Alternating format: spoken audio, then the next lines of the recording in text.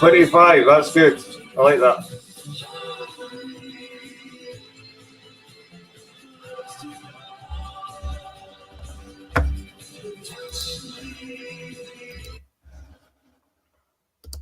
Flattery gets you everywhere, Sasha.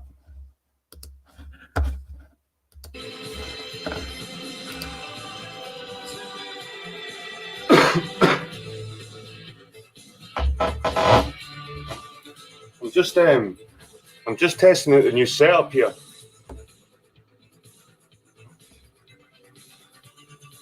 It's a different seating position, and I've got a different worktop, if you call it that. It's like a cove in the wall. So anyway, help if I've spoken to the mic. See, it's been such a while since I've done this, guys. I feel like a newbie again.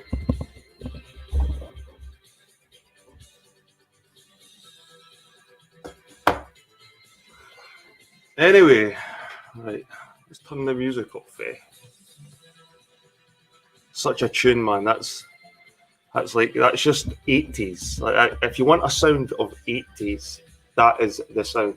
If you look up 80s, aha, sun always shines on TV. That's got to be the sound of the 80s. God. Even though I was just a child in the 80s, when you look back at culture in the 80s, we weren't a nanny state like we are today, yeah. Anyway, guys, how you doing? This is the first live stream in a while, and like I said, I've been getting the house done up and stuff moved around, and my computer's been disconnected, and I was doing all the updates last night. Hey, VB, how you doing, man? Nice to see you. Aye, man, it's been kind of bugging me. I've been wanting to do a live stream on my channel. I've been on other people's live streams, guys. I've been quite frequent on other people's live streams, speaking to them, but I didn't seem to gather much friends around other people's hangouts because I'm opinionated. I don't give a fuck. I'm not looking for followers or friends. I mean, I'm looking for debate and conversation, and some people just don't like it. And my missus, she's done this, she's wrapped these cupboard doors. She's done this wrap thing, and there's cupboard doors at my knees right now. And she's done this wrap thing where she's wrapped the wood with this stuff, and the doors aren't shutting right, and they're like pinging out and fucking... Oh, I've got skirting board lying at my feet. It's nearly done, though. It's nearly finished. I've got... See that light there? I've got a nice painting I'm going to hang up there. It's good seeing you, Orphan. Ah, the tulips. They're nice, eh? They're nice because you didn't have to water them. Anyway, guys, like, I don't know. Just lately. How's the sound, by the way? Is the sound okay? VB, you're a audiophile, man. Is the sound coming through okay? I don't know. I'm not sure if I've got the mic the right way around, guys. Like, it's been so long since I've used that. I'm thinking, is it fucking that way with the thing that way, or is it the other way with it? But it's all fucking, I don't know, man. I don't know. Hopefully the sound's coming through all right. VB, you know, went live for ages, mate. Is it all right, mate? Good stuff, good stuff. You know me, like, the audio is quite important. This is another thing when you join other people's live streams. They've not got the etiquette. They've not got the hangout IQ kind of when it comes to like mics and headphones. And if you start hearing feedback and stuff, guys, put a set of headphones in. Fucking hell. Or mute or do shit like that. Like, you can help save the live stream. So the fucking reverberations and all kinds of shit coming through. Right, anyway. How you doing anyway, VB? You want to come on and chat for a bit? Oh, aye, lately, guys, I've shaved the beard off because I'm going for a fresh jed this summer, I think. And lately, guys, I don't know why I've had such high anxiety. I've had pretty high anxiety. Hoots mon about this hoose. Lately, guys, I've just had like fucking high anxiety, and everything's been kind of niggling at me, and I've quite a few times I felt ready to fucking just explode in the world, and I don't know what it is lately, guys. And it doesn't seem to be just me. It seems to be some kind of negativity spreading through the world right now. I think it's just looking at all the shit on the media, and it's like it plays on your mind, and after a while you start just seeing it everywhere.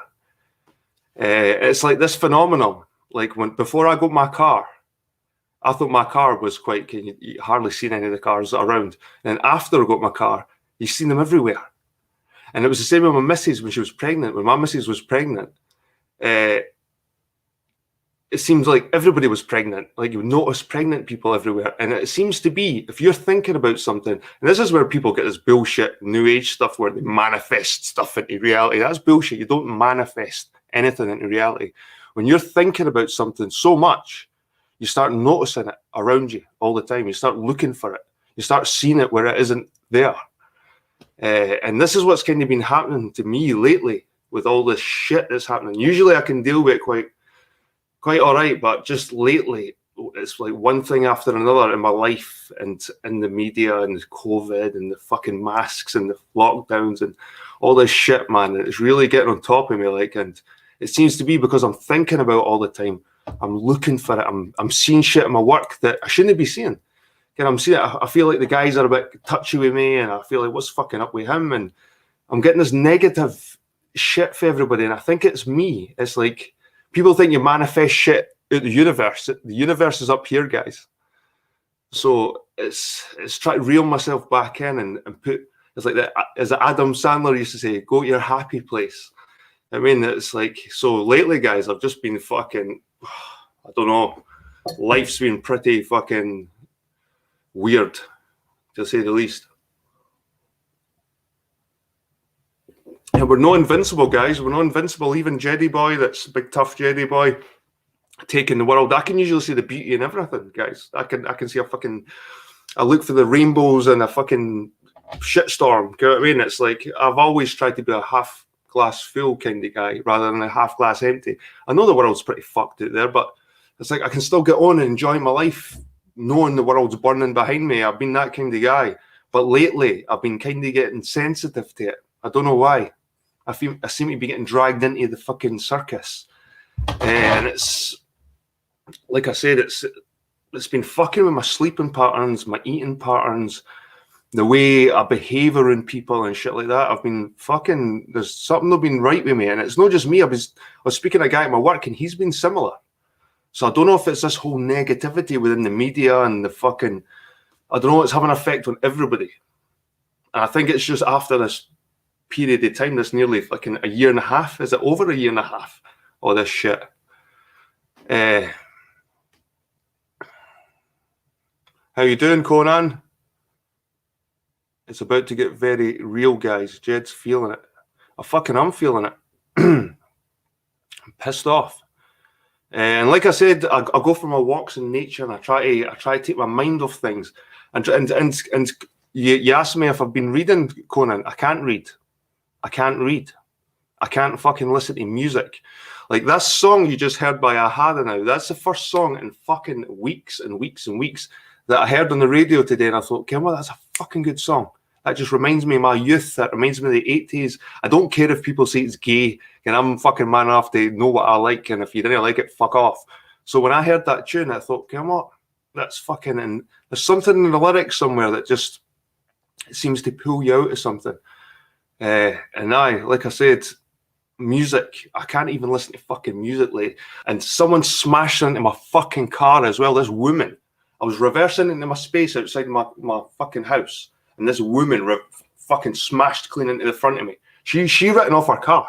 And I'm sitting there like fucking, what the, I got a shock. It was like a black fucking flash. It must have hit me about 30 miles an hour coming around the corner while I was reversing into my fucking space. So this bitch just fucking smashed my fucking car. And I've just got my car like, what the fuck? And nobody gave a fuck about me.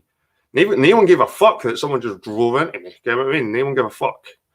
My car, man. And my car's my happy place, guys. I get my car, I drive to where I want to go, I fucking chill out and it's my fucking place. And this fucking bitch smashed me and called me an idiot when I was reversing into my space. She says I was on her side of the road. Well, I've got to be on your side of the road to reverse into my fucking space. You want to use an indicator, she said. Who uses a fucking indicator to reverse into a space? You know what I mean? This fucker smashed clean into me. And then there's renovation work happening next door. Fucking drilling and hammering and fucking till you fuck knows what times at night. What can you fucking do about it? Moan. I just want it done. Just everything right now. And the fucking people at my work right now with the masks and the fucking 2 meters. And well, fuck off. Why did you use the company again? It caused a problem. Anyway, guys, just like I said, everything's been fucking and it's hard to concentrate on stuff. And I just want to try and pull myself out. And maybe these Hangouts, guys, VB, maybe I need to get myself back into speaking to you guys again and get my mind elsewhere. Because I think lately I've been just thinking too many negative fucking things, and it's almost like I'm seeing it everywhere now, and it's becoming apparent to me, and it's fucking everywhere. But it's no everywhere. I'm just looking for it.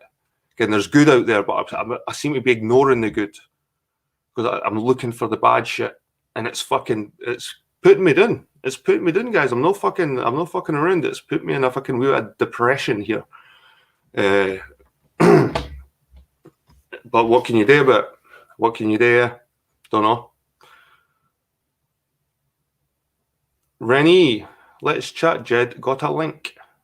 I might put the link out. This was just a wee test just to see if the audio was all right. The The visuals were all right. Like the background looks quite smart. Look at a nice wee unit up there. I done on my ceiling as well. I plastered on my see that up there. That was Artex. It was fucking this spiky plastery shit hanging off my ceiling, and I fucking I chipped a lot of shit off and I plastered over it, and I put this cornice up all the way around. And, oh fuck! It's been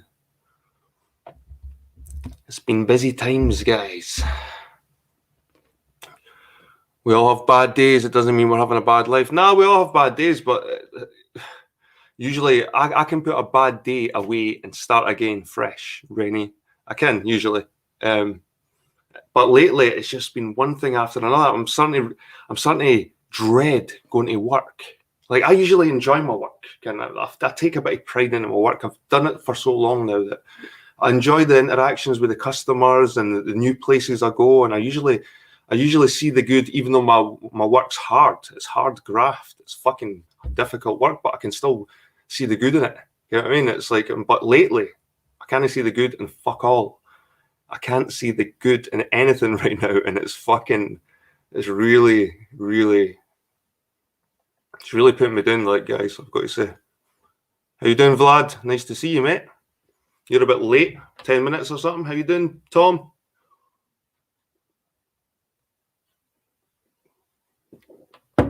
Nah, I know that, Rennie. I've not got a bad life. Look behind me. Does it look like I've got a bad life? I'm sipping on a beer, having a smoke. I've not got a bad life. And I've always told myself this because I've came for nothing, Rennie. I appreciate everything I've got, and I'm grateful. I am very grateful for what I've got. But when there's so much negativity right now, everywhere, just one thing after another, it's like, it's hard to see again what you've got is good. It starts to become pointless. After a while. It's just stuff. Again, at the end of the day. He was making homemade guacamole. So what do you think, guys? You think I should keep the beard off for a wee while? Getting a bit sick. It's getting a bit sweaty at my work. And when you sweat with a beard, it sort of hangs in the beard. And it's like my eyebrows, man. I can gather like probably a few hundred liters per eyebrow of sweat. You know what I mean? Aye, but like I said, guys, I don't worry about me. Like I've always said this shit, don't worry about me. But if anybody's wondering why there's less videos coming out about research, and so I just can't get my mind into this research. And like I said, I can't even listen to music. I can't. There's certain things I just can't do right now. I just go to work all day, come home, speak to the kids for a bit, have a coffee, and I just sit and veg on the couch, like most nights. And then at the weekends, when the whole week's done, I try and find something worth doing all this shit for every week.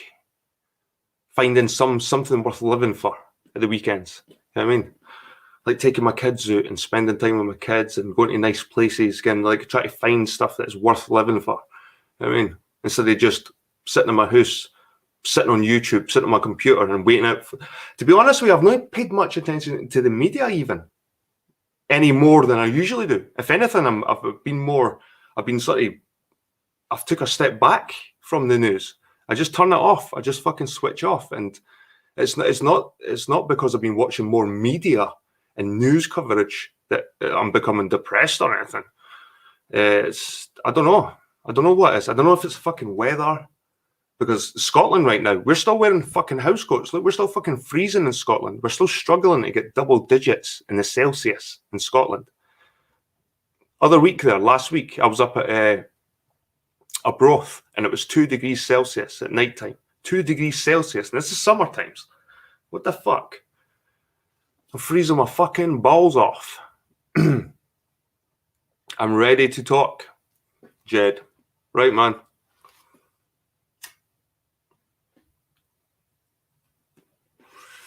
I just wanted to get some shit off my chest myself, VB, to be honest with you as well. And I just wanted to ramble on a wee bit.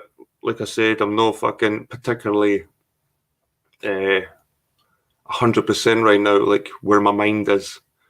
I don't know. This whole. I just wish this COVID shit would fuck off. This whole fucking COVID fucking farce. This co-farce. Fucking co-farce. That's what I'm going to start calling it, the co-farce. And see, the day I'm not wearing masks anymore, guys. I'm not fucking wearing masks. And see these people over in like Jamie Brown's chat, like Okai and fucking. There's like certain groups of people, and they all don't wear masks in shops because they've got their little cards, like they're what they call the game when they're fucking. They don't have to fucking wear a mask. I mean, they're like, I've got my little disability cards. I didn't wear a mask because I didn't wear a fucking mask. You know what I mean? Fuck off.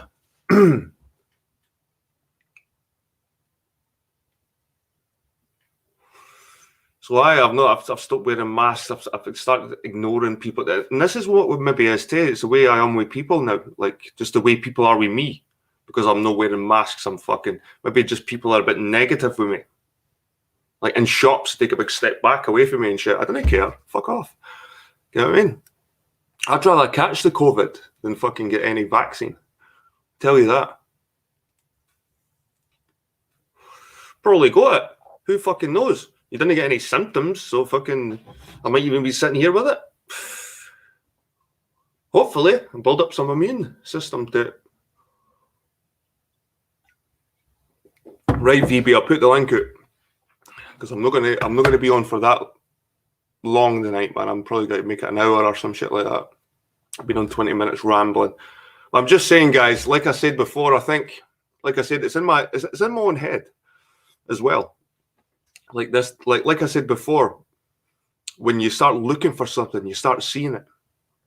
Like I gave you an example. Like what I thought, I thought my car was pretty rare, and now there's like I'm seeing a couple in my street now. I'm like, how the fuck's that? How the fuck? And the same with my missus when she was pregnant, she was seeing everybody pregnant. And the guy at my work we were talking about, and he says that because he's got a Shih Tzu dog, like his granny's got a Shih Tzu dog, he only sees Shih Tzus everywhere. Because he's got a Shih Tzu dog, he seems to only see Shih Tzus.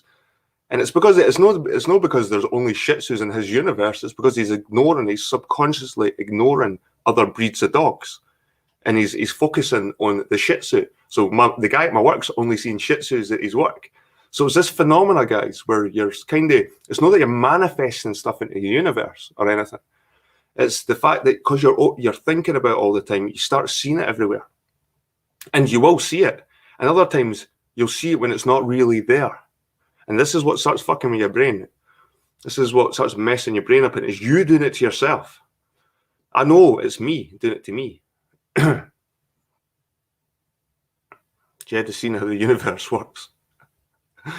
Aye. Right, anyway, I'm going to put a link out. We'll hear from VB. I'm going to get my headphones, because this is what you do. You get the earbuds. You get the earbuds on, guys. I hope VB's not on his card in a fucking pizza delivery or some shit like that, man. It's fucking brutal when he comes on with that kind of shit.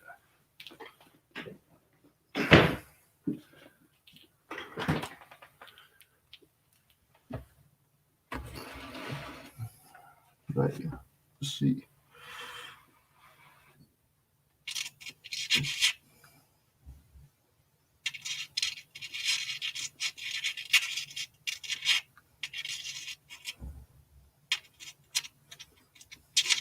Hey, where the fucking... Oh, no. No, that's not even the right headphones. Oh, no. There's different kinds of headphones there for the Apple. Oh, God. Right. Hopefully the audio's not too bad. I'll try and keep it low. That's what I forgot. My Mac's got a jack, and fucking the headphones I've got there now, it's got fucking that on the end, like the new Apple fucking earphones. So I'll just have to try and keep the volume down and make sure there's no reverberation. Right, let's see. How do we do this shit again? I've practically forgot, guys, how to stream. It's weird that.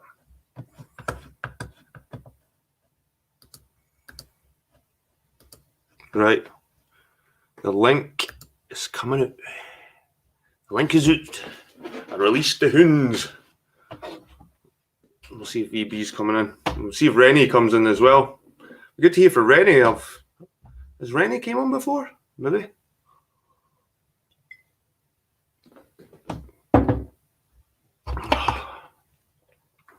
Please don't be in your fucking pizza wagon, man. Here he is.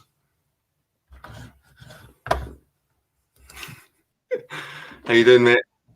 Got my earbuds. I'm all set up. Oh, fuck it. I thought I had my earbuds all set up because I knew where they were. I remembered seeing them in the drawer, and I forgot they never had the jack, man. My Mac's got the old jack fucking hole. Or I can use a wireless. I connect a wireless set, but then I have to fucking...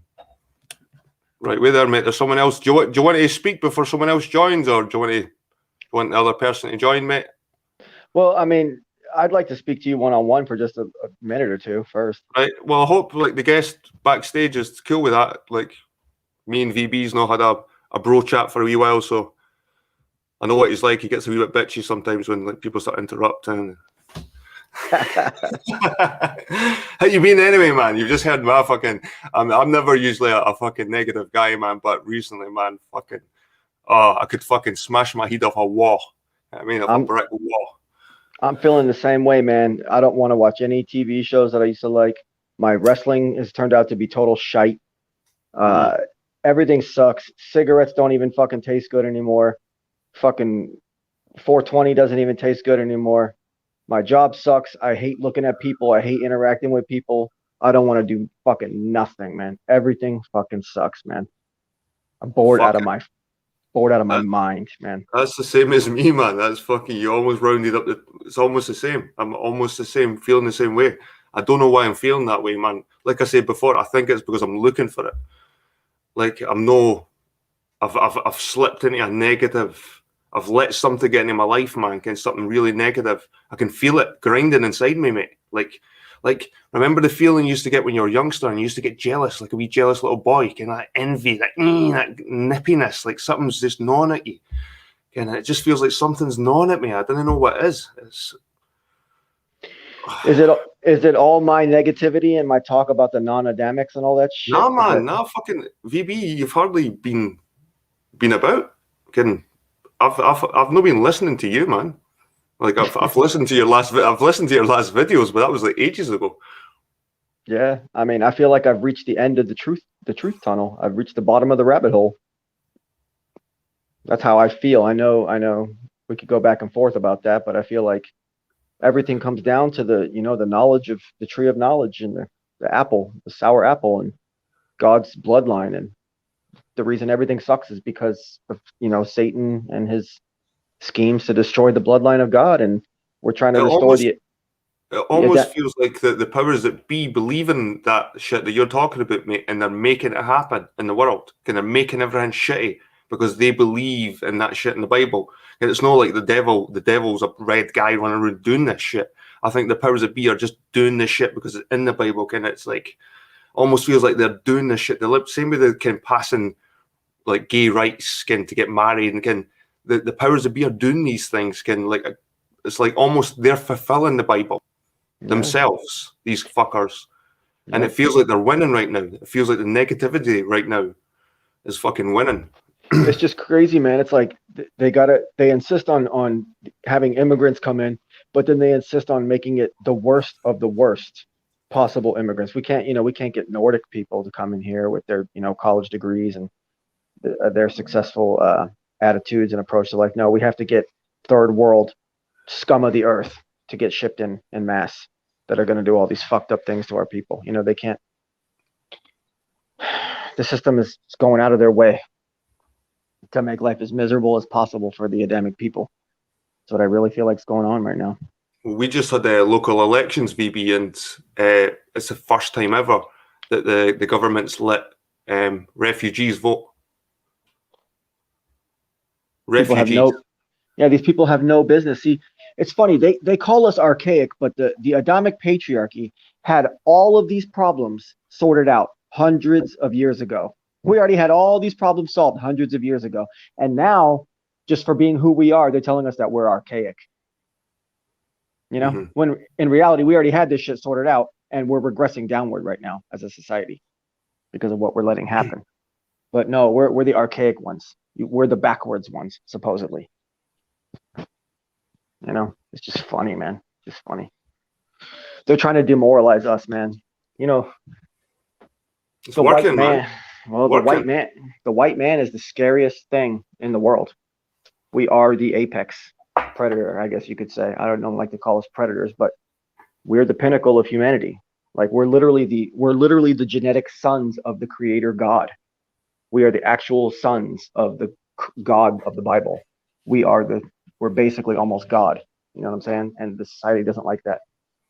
They don't like the fact that, you know, we're the ones that invented airplanes and air conditioning and the wheel and harnessed fire and create all technology and created homogenization for clean food and created refrigeration and created cars. And could this be like the endy, like this could be like the endy civilization, like Western civilization? I've said this before, but this was before all this shit, man. This seems to be like properly going downhill now, like proper. I feel like we really are pushing towards the end. And it's funny, you know, it brings up this whole Mgtow thing. I've been watching lots of Mgtow like I always do. And it turns out right now, this is the interesting topic I wanted to bring up to you. It turns out right now that Mgtow scene is going through the exact same thing that Flat Earth was going through 3 years ago. They're having this infighting. They have a sector of guys who want to make money off of the Mgtow, and then you have the sector of guys who specifically don't want to make money off of Mgtow. Just how like me and Dan Pratt and a couple others have a conspiracy. We specifically don't want anybody making money off Flat Earth. But then you got your Patty Steer, your Mark Sargent, and you're deep inside the rabbit hole and all those guys that they want to make money. They want to have conferences. Now the Mgtow guys are having, the ones that want to make money are having conferences. Just like Flat Earth. It's all going down the exact same way that the Flat Earth scene went down. And people like this, kind of like Jordan Peterson, like I've noticed him popping up quite a lot recently.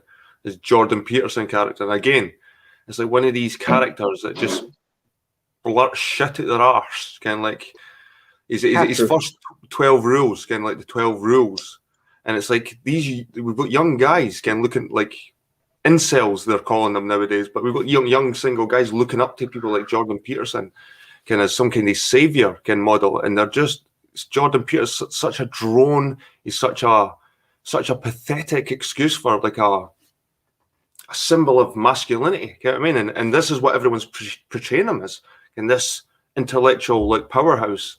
And to me, he's just fucking. He's getting. Maybe it's just the way I'm feeling right now, but everybody is just getting on my fucking nerves. Like I can't really. I'm watching fucking restoration programs, VB. To feel just normal, just to sit numb, like watching a rusty old Vice get filed up and sanded up and shined up, and I'm sitting there for half an hour watching just a mundane program, just to try and stop thinking about all this fucking crap. Then you flick over to whatever, and there's a Israel-Palestine. Again, it's like the Israel-Palestine stuff. It's like this shit happens every fucking 6 or 7 years. Again, this fucking. Where they start fighting each other, again, it's start firing bombs into each other, and the fucking Israel's retaliate, and there's more casualties on the Palestine side because they've not got the Iron Dome, and oh boo hoo, and it's like, well, if the Palestinians really believe their own religion and believe all the fucking stuff that comes with their religion, well, they must believe that the Jews used to live there at some point and they go booted out, so they're like kind of saying, well, we're coming back, you know what I mean? It's like if they believe all that shit. Have you heard of the Sky News Australia? Oh, they're so right wing that it's fucking unreal, mate. It's like Fox News, but like on steroids. Yeah, it's it like really is. With a beer. And they're so against the woke and fucking they're good. I couldn't believe it, mate. I said to my missus, I went, come and see this. This is Sky News in Australia, and they were just ripping into all the wokes and all the LGBT and they're pretty heavy over there in Australia, but. I'm surprised. Such a liberal country allows for a media outlet to be so extremely far right wing as they are. And that's where Murdoch comes from. Rupert Murdoch. Really? I'm sure he's an Australian, is he not? I had no idea. I thought he was a Jewish guy from New York. That's what I always assumed. No, Rupert Murdoch's like an Australian, and the surname Murdoch's Irish, so it's like fucking. He's probably comes from some kind of Irish or Scottish ancestry. The thing that confuses me though about Sky News is that they're really, really pro-Israel. They're anti-Palestine, and it doesn't really make sense. This so-called conservatives will never give up the ghost of Israel.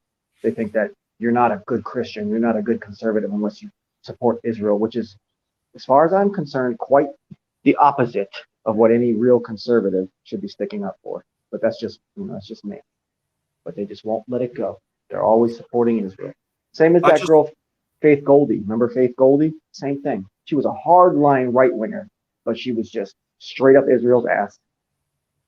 I just think it kind of coincides like with everything that's going on right now. With you can feel like a Marxist sort of communist agenda coming in, and like Islam comes along with that shit. Islam kind of supports all that fucking stuff. Communism, and Islam, they do. They kind of get along. Islam and communism, and it's because you've got the Islam Brotherhood in America as well, and they're like Marxist groups. Get what I mean? It's like communist groups. Is it because you think their communism comes from them being anti-Christ, or does it come from them being anti-capitalist, or does it come from them being like, why are they that way? I'm not saying that Islam is communist. I'm saying they support they'll support the communists more than the right wing, because the right wing supports Israel. Oh, so Islam seems to lean kind of, if there's any brotherhoods or any groups, any Islamic groups that rise up, they seem to lean more towards Marxism and socialism and communism. It's totally counterproductive to their own Islamic agenda, which is extreme conservatism, though. Exactly, and we know that communism is anti-religion, and fucking Islam is one of the most extreme religions out there, really. Yeah, it's a big conundrum. It doesn't make sense. Like you said, it's a contradiction. Well, I think what it has to do with is oil. I think the fact that the Middle East has all the oil, that's why the capitalist factor in the West wants to have Israel as a stronghold there, so that we can still access that oil that we need from those people. Yep, maybe economically that's the case, but like philosophically, like ideologically, I think we're talking about with like Marxism. I think, but I think you're right with the economics. They probably didn't want to play ball with the West and their ideologies, like free market capitalism and Christian. Again, that the whole it falls in. Like there's so many different sort of groups, and they've sort of fallen together, and you can know what side is who plays ball with who. Kind of like the commies kind of play ball with the socialists, and again, so anyway, I'm looking at the chat. Do you want another guest then, or you finished, or you want to talk a bit more about your shit, man?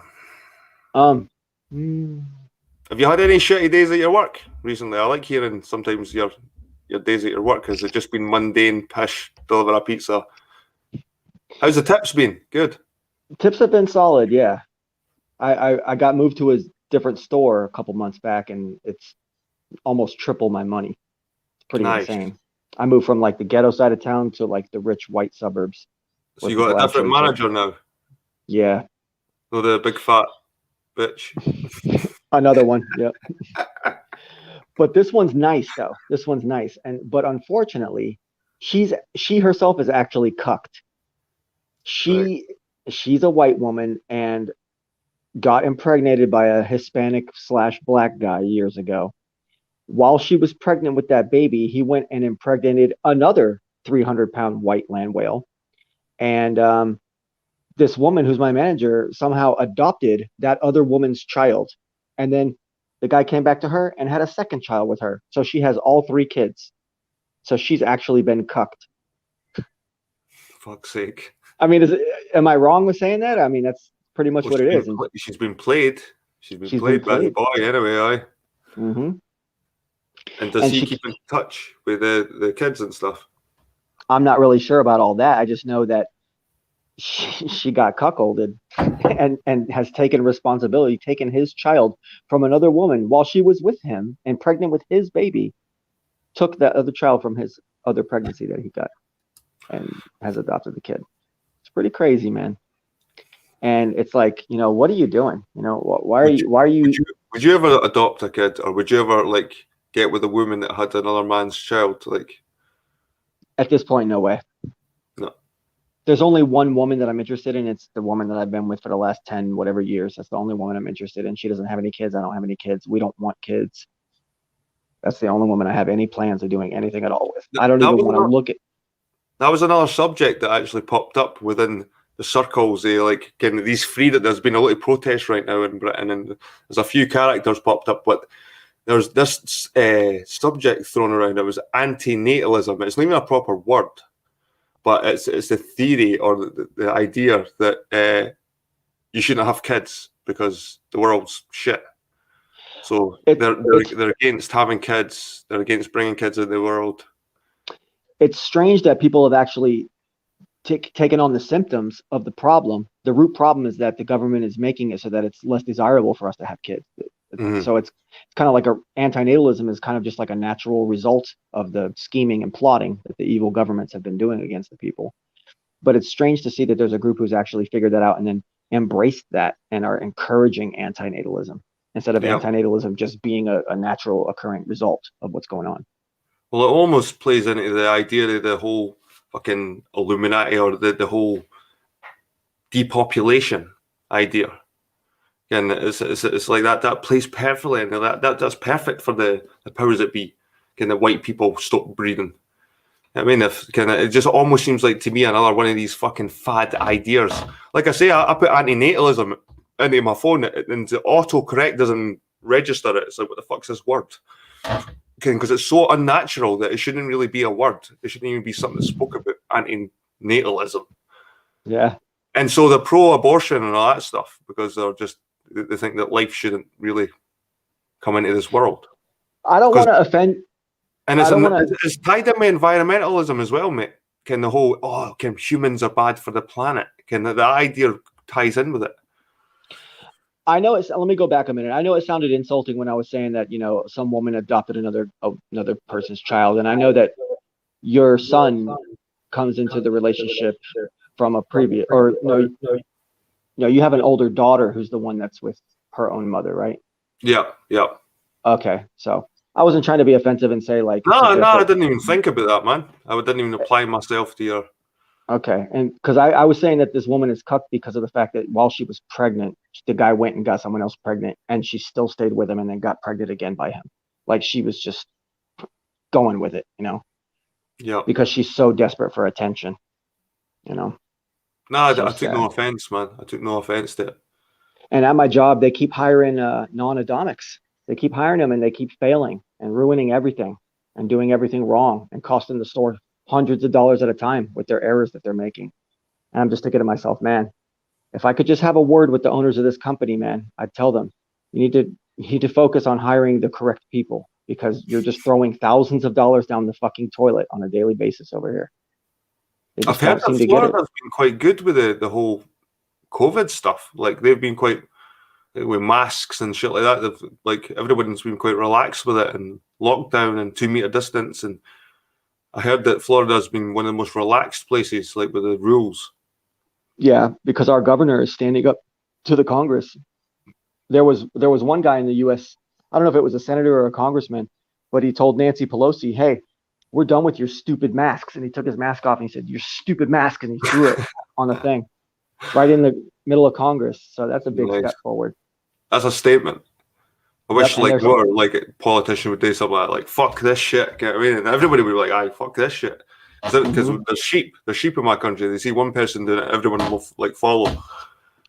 The news media is speculating that when they meet again for this same assembly of Congress, whatever assembly it is that they do on a cycle, that he's going to do this again, and all the Republicans are going to take their mask off and throw it in the air like a graduation ceremony. So they throw the hat. That's what they should do, though. They should all throw it in the air like a graduation ceremony. We're done with this. So where are you right now? In your apartment, the new one you moved in? Yeah, it's not new anymore, but yeah. Aye, it's well lived in now. So you any ideas for videos or that? Are you just been fucking non-inspired like myself? Yeah, I've been non-inspired, and anything I want to make a video on, I feel like I've already touched on it in some way, shape, or form, and I don't want to just keep repeating myself. And that's what made me think about the Mgtow guys. At this point, when you watch Mgtow content or whatever, red pill content, all these guys are doing are repeating the same shit from 5 years ago. They've hit a brick wall. They've hit a dead end. They can't go any further with their philosophy. There's nothing left for them to say. So now that's why some of the guys are now breaking off and trying to do conferences and charge people $2,000 a ticket on. Come to our conference and we'll make you into a real man. We'll tell you how to be a real man.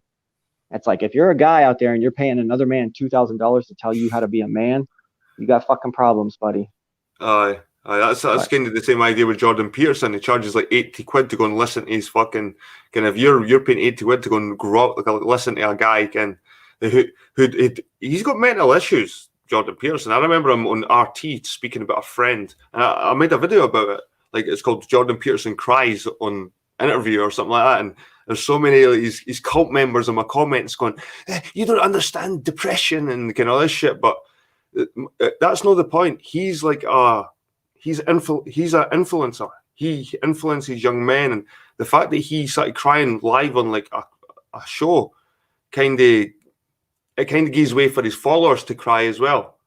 I don't know what it was. It was just a really weird thing going on with Jordan Peterson. There's something really wrong with that guy. That's a guy that nobody should be looking to for any kind of leadership. Nah, exactly. Orphan Red saying that Islam and communists get on as they believe their own urges and desires should be controlled by external forces like the government or imam and their rules. Instead of mastering your lust, you hide women under tarps. What was your theory again about the whole burqa? My theory is that they worship the GPV so much that they need to cover them up because they can't control their urges. So she's kind of on point there a little bit, maybe halfway. Orphan Red. Right, we'll put a link out now. You happy? Yeah, I'm good. Right. I'll put a link out and see if anyone else, because Rennie wants to join, and I kind of left her sitting in the backstage, and then she left. So I feel like I kind of offended her there. But she wanted to talk to me, so let's get her in here. Aye. Come on in, Renee, for today. It's good to talk. I'll go for another 25 minutes because I've got work in the morning. So 1:30 a.m. That'll do me, man. So we'll go for another 25 minutes if anyone wants to join. But if anyone relates to what the fuck we're talking about here, and you want to be wallow in your own misery, join. We'll talk about it. I feel the world is so far gone at this point that the only way there's going to be any salvation for humanity is a full return to a worldwide Adamic patriarchy. End of story. That is the only possible way that this is going to have any kind of like progress or a future or anything, because everything that's not the Adamic patriarchy is the homosexual agenda, the transgender agenda. What if it's the Adamic patriarchy that's doing this shit, man? I don't feel like it is. I feel like the Adamic patriarchy it feels like they're fulfilling biblical stuff. The Adamic patriarchy is what's under attack. That's why we got all this wokeness and all these, non-Adamics and these POCs and these trans. Remember, Adam, at the end of the day, Adam sinned, man. Like, whether you like it or no, he's a sinner. Yeah. So the Adamics are sinners, man. Well, they got duped. They got duped on day one by Satan in the garden. Satan said, "No." It was their choice. They had the choice. Yeah, it's unfortunate, but that's why Jesus existed. God came to them in the garden and he said, "Look, I'm gonna manifest in physical form one day in the future through our bloodlines, and I'm gonna redeem our people." And that's what Jesus was. Jesus was God fulfilling that promise. The fact that Adam was at fault and he was sinful, and again, this shit that's happening right now, like we were saying earlier about who's controlling the world. I think it is the Adamic race that's controlling the fucking world, mate. I don't think it's Jews and fucking all that. There's maybe a mixture of Jews in there as well, but I think it's primarily fucking Europeans that are ruling this world, mate. At the end of the day, I do. That's my conclusion. Like, the most powerful people, families, the most wealth is European families. At the end of the day. It's no money in the bank. It's like land and shit, man. It's a different kind of wealth. It's a wealth that's like it's through the name and the heritage and bloodline. It's no generation. It's no Justin Bieber where he's 10 billion in the bank. Again, that's no fucking wealth to these fuckers. No, they I'm have talking real they have fucking generation. wealth. Yeah, generational wealth. They have castles. They have land. They have oil pipelines. They have, you know, infrastructure. You know, like they own They're most of the embedded buildings. in the economies, these people. Yeah. I mean, it's hard to like dislodge them, and that it's like Carnegie and kind of all these kind of groups. It's these European names. You know what I mean? It's the powerful names, and like you said, they're Adamic. All these big fucking they're Adamic, mate. As far as I can see. The question is, why are they selling themselves out? Why are they selling their own people out? Maybe they see there's a good at the end of it. Maybe they need to create kind of order out of chaos. Kind of the whole Freemason idea that you create enough shit in the world and good will eventually like fucking come out of it. Do you really think if the New World Order took full power and we had a one world government and an Antichrist head figure at the top, you think it would be like, okay, all you Adamic patriarchal folks, you guys get to have all the benefits inside society like you deserve, and here you go, and you're at the top, and everybody else is at the bottom? There's pieces of shit within every like race, Adamic, non-Adamic, whatever. There's pieces of shit everywhere. So you need to earn that fucking spot, man. That's our culture. Aye. You're And not giving it. That's kind of the same lesson God was teaching Adam and Eve too. Oh, look, you fucked up. Now you got to earn your way back. And this is why these families that control the world are so powerful, and they're not easily letting go of their land because their ancestors died in fucking wars, fighting big battles for pieces of land that were given to them for the king for like rewards. Like this isn't the shit they're just going to give away. You know what I mean? It's like fucking, and these are the people that rule the world. And at the end of the day, because America was established by them, 3/4 of American presidents are related to them. You know what I mean? It's obvious. You've proposed that there's a great ambush going on roundabout ways. You've pretty much proposed that, where you're saying like the Adamic authority is going to let all the poison, all the toxic, all the subhuman trash in, and then snap a finger, and then we're going to wipe them all out or something like that. Order of chaos. Order of chaos. So this could be a very long-term, grand-scale master plan. But sometimes you need stress, mate. Like if something stays stagnant for a while, it becomes murky and it gets minging. It gets polluted. And you need fresh water to keep the pool going. You need movement. And these powers that be, I'm sure they know that to keep society sort of progressing, we need shit to happen. We need to fight against things. We need fake things to pop up to fight against, to bring up new ideas and fucking. And I think the powers that be know this shit. They're inserting shit to get us to respond to it. And the response is almost like a reward to them. Okay, do you think that one of the fake things that they've given rise to is this third, fourth wave feminism to create this ridiculous conflict where the women out here are acting like they can be men, and it's just all so silly, and it's resulting in this whole Mgtow thing being created? Of course, you just go back to the roots of feminism. Like it was all the bankers' wives, and it was all the rich wives with their little. If you remember Mary Poppins, like the film Mary Poppins, like it was all the wives with their little sashes on. Oh, for the women's rights, but it was all the bankers' wives. It wasn't the poor women in the streets fighting for women's rights. It was all the fucking the Freemasons' wives. And because they wanted them out they wanted to tax more people. They wanted the women out working to tax them. It's more people to tax. I mean, so I think feminism comes straight back to like what I said before, the Adamic Freemasons, probably. Did you see this 5 hour, 17-minute long Freemason video that's been going around where the guy supposedly reveals all the secrets of the Freemasons? Nah, man. Is that a new one? It's kind of new. It came out a couple weeks ago, apparently, and Taboo Conspiracy mirrored it. And it's like some little guy from some little like weaselly Italian or Spanish guy or something with a kind of a British accent. And he sits there and he goes on for 5 hours about the Freemasons. Yeah. And I wrote in the thing, I was like, you know, I appreciate the upload. This is what I wrote to Taboo Conspiracy. It's like, I appreciate this upload, but this is literally shit that I've heard 20, 25 years ago. There's nothing new in this 5 hour documentary. In fact, it's so long that it almost seems like it's a damn sales pitch for people to join the Freemasons. Yep, yep. And there are Freemason clubs you can join. We're talking about this sort of transcends Freemasonry. What's going on in the world?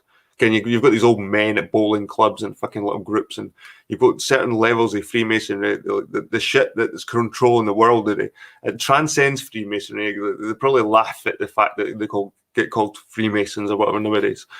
I mean, even Illuminati, again, like, I don't know what they call themselves, but they probably laugh at all those fucking words that we label them with. I mean, but there is a powerful group of people who stick together. They've got more in common with each other than they have with us, the peasants. And they've been controlling us for a long time. And this is just the modern way that they're controlling us, through these protests and fucking social justice movements and these woke groups and these fake fucking viruses. Don't know if it's fake, but the numbers are definitely being fudged. You know what I mean? According to this guy, the real top of the pyramid of the Illuminatis and the Freemasons are Luciferians, and supposedly these people believe that Lucifer is actually the good guy, and that we are all evil pieces of scum that all need to be put in our place and exterminated and enslaved and put through the ringer and all this stuff, because we believe in tradition and God and family and values and things. No, I think you should hold on to that thought, because the Luciferian thing definitely is tied in with it, man. It definitely is tied in it. And it's not that it's evil, or they didn't think it is evil. They just think that this world is his. This is fucking his world, man. This is Satan's world, man, and they know it. They know it's there to be manipulated. Yeah, and that's why they do witchcraft and sorcery, and they do all the magic behind the scenes, and that's why they decide who gets to be rich and famous, who gets to be a pop star. You're allowed to do that shit, man. It's Satan's playground. You're allowed to do those things. You know what I mean? This isn't God's earth. Well, that's what the story of Adam and Eve is all about, though. Apparently, Satan thought this was his earth. He got too cocky. But God created that for us. God created the garden for us, the perfect place where there wasn't any pain, misery, all that shit. As soon as the fall happened, where the fucking Eve took the fruit, this is where earth began. You know what I mean? This is where Satan's world began.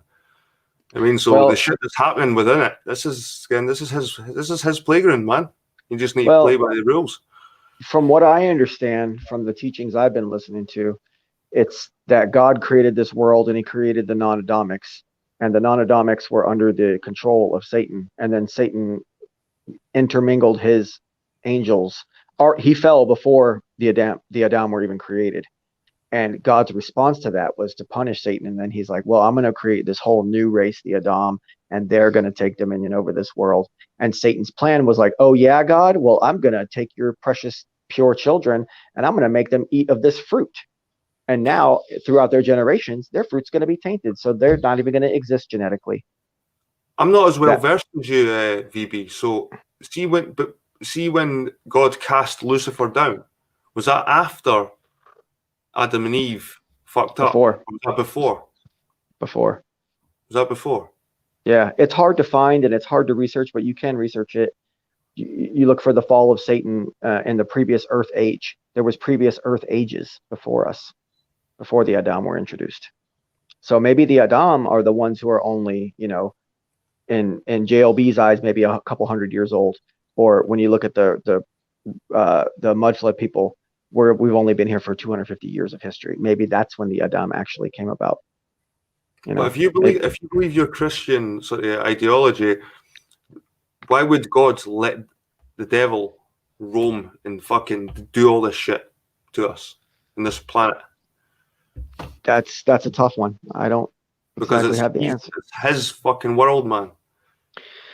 It's up to us to choose whether to go on his side or fucking choose the righteous way. It's like a choice. Yeah. Maybe. Yeah, that makes sense. But if we are here, that's fucked, man. And that's like, if this is the devil's world, why are we here? And that's fucking God, proving to Satan, look, I'm going to make the Adamic people and I'm going to give them free will, and they're going to choose the right path. Some of them are going to choose the right path and prove you wrong, Satan. You don't have control over my creation. Yeah, Satan will get some of them. He'll get some of them, but not all of them. But it's looking the opposite now. It's getting all of them. There's nothing more disheartening than when I see a beautiful white woman and she's in a car with a non-Adamic guy and they got like babies together and she's all tattooed up and she's blasting hip hop music and shit. It's just so fucking disgusting to me. It's such a fucking betrayal, you know? I just hate it. It just absolutely makes me fucking sick. But like we were saying before, when you're looking for it, you'll see the disgusting. When you're looking for the bad, the evil, you'll see it. Yeah. Like it's like if you try and ignore that shit, you'll drive past that car and not even see that family there. You know what I mean? It's like I'm seeing it more and more. How do we click? How do we like stop thinking about that shit, man, and still be aware of it though? It's a paradox. It's a paradox. You can't escape it, and it's gonna keep happening. And I don't know how we fight back without taking extreme measures. You know, I don't know how we make any changes without taking extreme measures. And the world's not ready for that right now. And that's all by design, because of years and years of the Jays and their indoctrination and their programs and their plots and schemes that they've set up over the years. All of it, man. There's so many extreme fucking things happening right now that, like, extreme measures, you can't really think what is that extreme measure that could be more extreme than what's fucking going on right now. The left is extremely extreme. And if you're someone who lives in my mind frame, your mind frame, we're not allowed to say or do much of anything. I mean, we're allowed to say stuff and whatever, but we can't do the level of things that they're doing to us, or else we get shut down, censored, assassinated, put in jail, you know. So there's definitely a one-sided thing going on here. And there's definitely I've got the idea in my head that this left is almost like a fabrication itself. I mean, as well, because it's so ridiculously comically extreme. Aye, and it can't be like a majority within society. The left, no fucking way. Like when you think of the general population and you see this fucked up left, how many of that population is the fucking left? It must be small, man. It must be like the college students and the fucking. It must be a small majority of the general public. The general public must ignore that. And well, then how big is the far right? Then is that just as small? It's probably smaller because it's less appealing nowadays. It's like the left. It's like the left's more attractive. It's getting pushed in the media where the right is demonized. So I would reckon the right's maybe smaller, or maybe quieter. Well, there's this big ocean in the middle. A vast sea of people in the middle that are centrists. Yep, there is. And they'll take on aspects of both sides. Mm-hmm. But you know, it's interesting. I was thinking about it. You know, I was thinking about European history and stuff, and how the feudal system came about, and how there was kings, and yeah, it might not have been pretty, but there was some order made out of that chaos, thanks to the Adamic patriarchy. You know, and then that ran its course. So then you had the American Revolution. You had people say, well, we're done with that traditional stuff. And they went over into America. And then they started their whole thing. And then America was corrupted pretty fast by the Jays and the left and all this stuff. It's something to think about. I'm not sure exactly what I'm trying to get at with it. It's just, I find it interesting that the Adamic patriarchy had shit under control, and then they decided to expand. But Americanism is liberalism inherently, even if it's like a conservative or traditional, or what do they call it, old-fashioned liberalism. It's all about freedom. When you think of America, you think of freedom and liberation. Liberation. Okay. And I suppose rebellion, but depends who wins, eh? Rebellion for the sake of liberation. Yeah. Right. And then you have this liberated classical liberal nation, America, and America continues on with traditional beliefs. America's very churchy, very family oriented, traditional conservative family values and all that stuff, right up into the 1950s. And then all of a sudden this World War II goes down, and the Jays and all their bullshit, you know, and all of a sudden America is infected, and America is a lot easier to infect than the old European. structure that was in place. Which I feel like even up into the 1950s, there was still elements of feudalism and stuff still going on in Europe. Even if it wasn't outright feudalism, there was still that kind of an attitude going on, like a class system and everything. Which may not have been all that glamorous, but... But it's kind of how it's accepted that America was built by migrants and stuff like that. So it's kind of like we've got stronger traditional values because this is our home country. It's like when you look at America from here, it's like it was just a landmass full of different people from different places. And so I think it's strange when you see a person like yourself, like say, like this land's only for us, when we're over here looking at just all this mix mashy like people just arguing. Like, yeah. Would you say that there's an inherently good form of collectivism that exists within the old European outlook, the old feudal European outlook? Definitely structure there, which is always good. It's always good to have structure. Okay. And you need, like, every society does need it does need, like, people going about, like, individualism, collectivism. Aye, but you still have to be a group to some extent to get shit done. You know what I mean, like, to build the pyramids, you couldn't build the pyramids with just like a couple of people, and you'd have to get tons of people. But at the same time, you have to be an individual, and with it being a sheep. So how do we become a group of individuals instead of a group of sheep? You know what I mean? How do we become a group of individual people? That'd be the perfect society, a group of individual thinkers. But see, then it makes you wonder why Western civilization, Europe and America, were hit so hard with this COVID bullshit. It's almost a way to break down our individualism and force us into a very much more collectivist society. Oh, definitely. What's happened right now, it has turned everybody into more collectivism. Everybody's doing the same habits now, remembering their mask in the morning. And it's definitely turning people more collect. Definitely, man. Definitely. Even the dark side of collectivism, where people are tattling on each other and enforcing mask mandates on each other and confronting each other. You better conform, when it wasn't like that before. Yep, definitely. People are more open to, like, say shit to people like that. Get your mask on, or mask.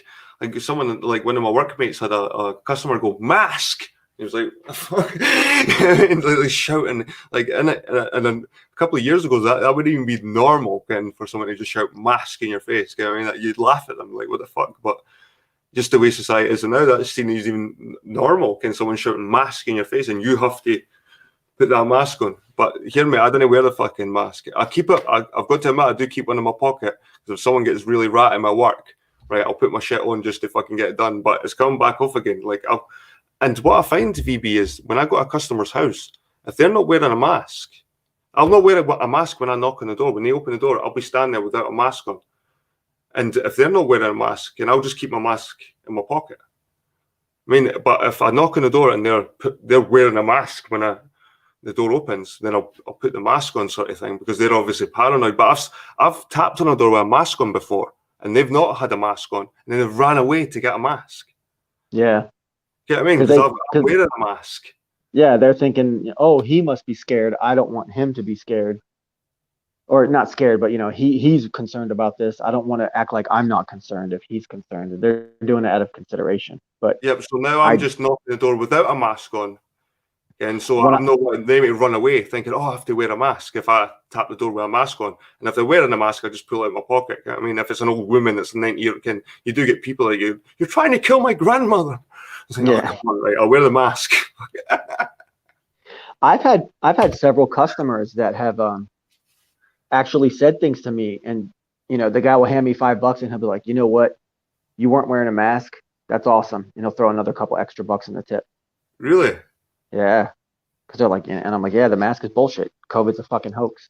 I've never had that from any customers, like, saying, oh, cool, you're not wearing a mask. Yeah, I've had a couple.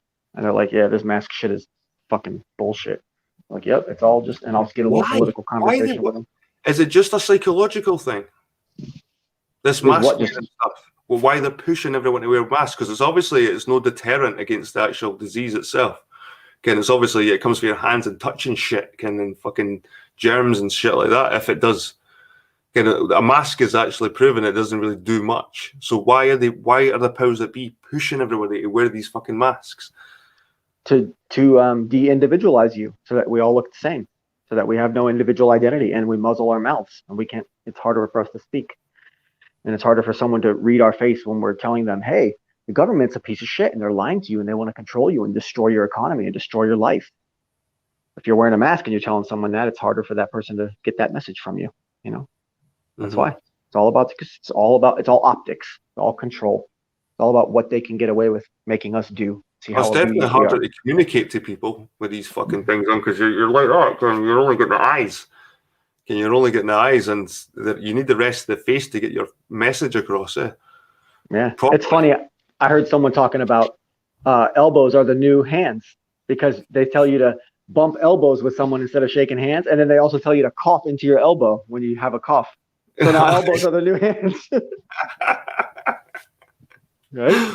We'll start evolving fingers at our elbows, and fucking fingers will start popping it. Yeah. So where's these other guests? Did they all just pussy out? What's happened? Well, I think they took a wee bit of cream puff, because I'll let you have your little monologue. I'll put the link back up, man. Aye, but I think I'm going to start doing a weekly or a fortnightly hangout show again, mate. Okay, good. I'm gonna control myself a little bit better, and I'm telling you, man, when you get that fucking anal nookie, the one in there, man, he just fucking won't stop talking, man. That guy's such a fucking incompetent retard, man. He just thinks he fucking knows everything about everything, and he could just talk. I swear to God, man, if you just didn't say anything, that guy could talk for 9 fucking hours straight, uninterrupted. He could just talk for 9 hours, 10 hours straight. I bet you. Do you not think he's like a wise dude? Do you not think Hell he's got no. some good shit to say in that? He hasn't said any single thing that I've ever been intrigued by or found innovative or new or anything at all. He's just a repeating piece of shit, dude, that just likes the sound of his own voice. He has nothing to contribute, man. That guy's just some weirdo who wants to. I like him, man. I quite like him, actually. I find him lonely and sad. I think he's a really lonely, sad guy. We're all lonely and sad, man. Yeah, but he wears it on his sleeve and it irritates me. He wears it on his sleeve. He does. He wears it on his sleeve like a badge of honor. Not even like a badge of honor. He just puts it out there, and it's just he doesn't even know that he's coming off that way. It kind of makes me sad to see the guy, knowing that he's, his life probably just. I think he had something different to the conversation, man. Just that one guy, I can't handle him, man. I feel like he just doesn't contribute, and I feel like he'll just keep talking if you just let him talk. He'll just keep talking and talking. The thing is that he's a polite guy. He's never really that rude, and I'm an open panel that lets freedom of speech. So like, he's never really done anything that bad, VB, for me to actually ban him completely. So yeah, I know. It's just I have a natural aversion to people that could just constantly talk. There's something wrong with you if you can constantly talk like that. You're not paying attention to your surroundings. You must be unaware of your surroundings. You have no social cues. You have no social skills if you could just literally talk for fucking 5 hours straight. And I feel like he was. Vlad's saying I had a really nice conversation with him after everyone left the last Jed stream. Yeah, that really irritated me, and I had to leave. I was trying after you left. It was just me, Vlad, and Lori, and he just was just talking. Like, it's like, man, why don't you go on your own channel and do a live stream and talk but see, he doesn't want to do that because nobody would watch him there. That's why I feel that he was using your larger platform to do his babbling. And that's why I found him disrespectful. See what I mean? Oh, but he does say stuff that we can't really, like, I can't really fucking, he gives us wee flavour of the Middle East. He can speak like the Arabic languages and I think that's cool how he just throws shit like that in there, and it kind of noises you up because that's totally non-Adamic. And I just like how he can throw it in sometimes, and just I like it. I like the duel between you and him sometimes. I like it, man. I do. Yeah. I'm not. Hey, hear me. I'm always your bro. I'm always your Adamic bro. But I do like to see the duel. Yeah.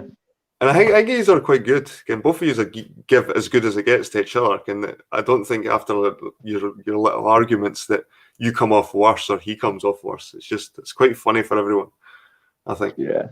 I got him really good last time. When I said that, that's not true. I own your ass. Remember I said that too? I'm sure you said something else when I'm trying to remember. That was crazy. Like, I can remember muting it a few times, just being laughing my head off, like in the background, like it's some of the shit you were saying to each other. Yeah. Oh, that's good, man. Sometimes you just need to let out some steam, eh? Like, yeah. Maybe it reminds you of something that you can relate to somewhere. He reminds me, the tone of his voice and the fact that he can constantly talk, he reminds me of a very specific person that I used to work at a job with named Jeff. Yeah, that's why. So when I'm hearing him talk, I'm picturing that guy, Jeff. You need to erase Jeff's memory. Start fresh with Anunnaki. Nah, Anunnaki is Jeff. They're both NPCs and they're NPC clones of each other. Same person. That's how do you think he's like a real? He's a Persian? Anunnaki is a Persian? No, he's Persian is Iranian, and Iranians claim that they're part Adamic, which I don't know. I don't know about all that. But he doesn't. He's Arab. He's straight up, Brown Town. He's not a Persian. I think he claims to be an Arab. I think he claims to be more like an Iranian or something like that. Iranian is Persian. Persian. And Persians specifically consider themselves not Arabs. Well, I think he said that before. No, we asked him. He said, "No, I'm not Persian. I'm not Iranian. I'm a."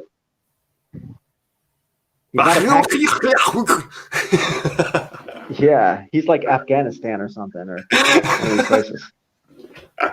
Have you heard of this place called Turkmenistan? Aye. Do you believe that's real? Do you believe they really have? It's real a country. Yeah. Do you believe that they really have a setup like they claim? Aye, because one of my mates from about 10 years ago, actually, he was a Polish guy working with me, and he disappeared for like 3 or 4 weeks or something. He made up the story to my boss that his mother was sick back in Poland or Italy or something, had to go and see her. Anyway, what we didn't know, he was partaking in some kind of rally, like a rally that goes right across like fucking Turkmenistan and fucking all these countries. Right through Persia, some kind of big rally, and he was competing in it. But he said Turkmenistan was the most secretive, the most hardest country to get through.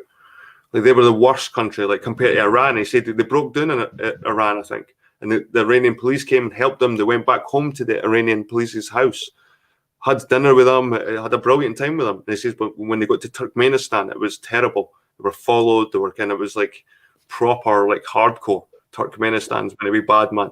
And so I've just heard it for him. I mean, he came back. He'd done a rally through the place.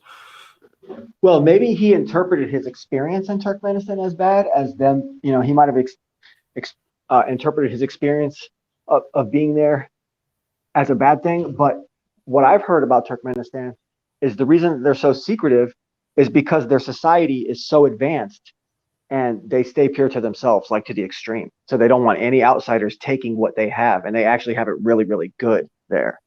That's why they don't let anybody in. You can't be a tourist there. You can't emigrate to that country. They just don't let anybody in because they got it real good there. They have free energy. They basically have free energy there, and you only have to work at night for a couple hours, and everybody lives in extreme wealth. Well, that's what I've heard about. Is it Kazakhstan?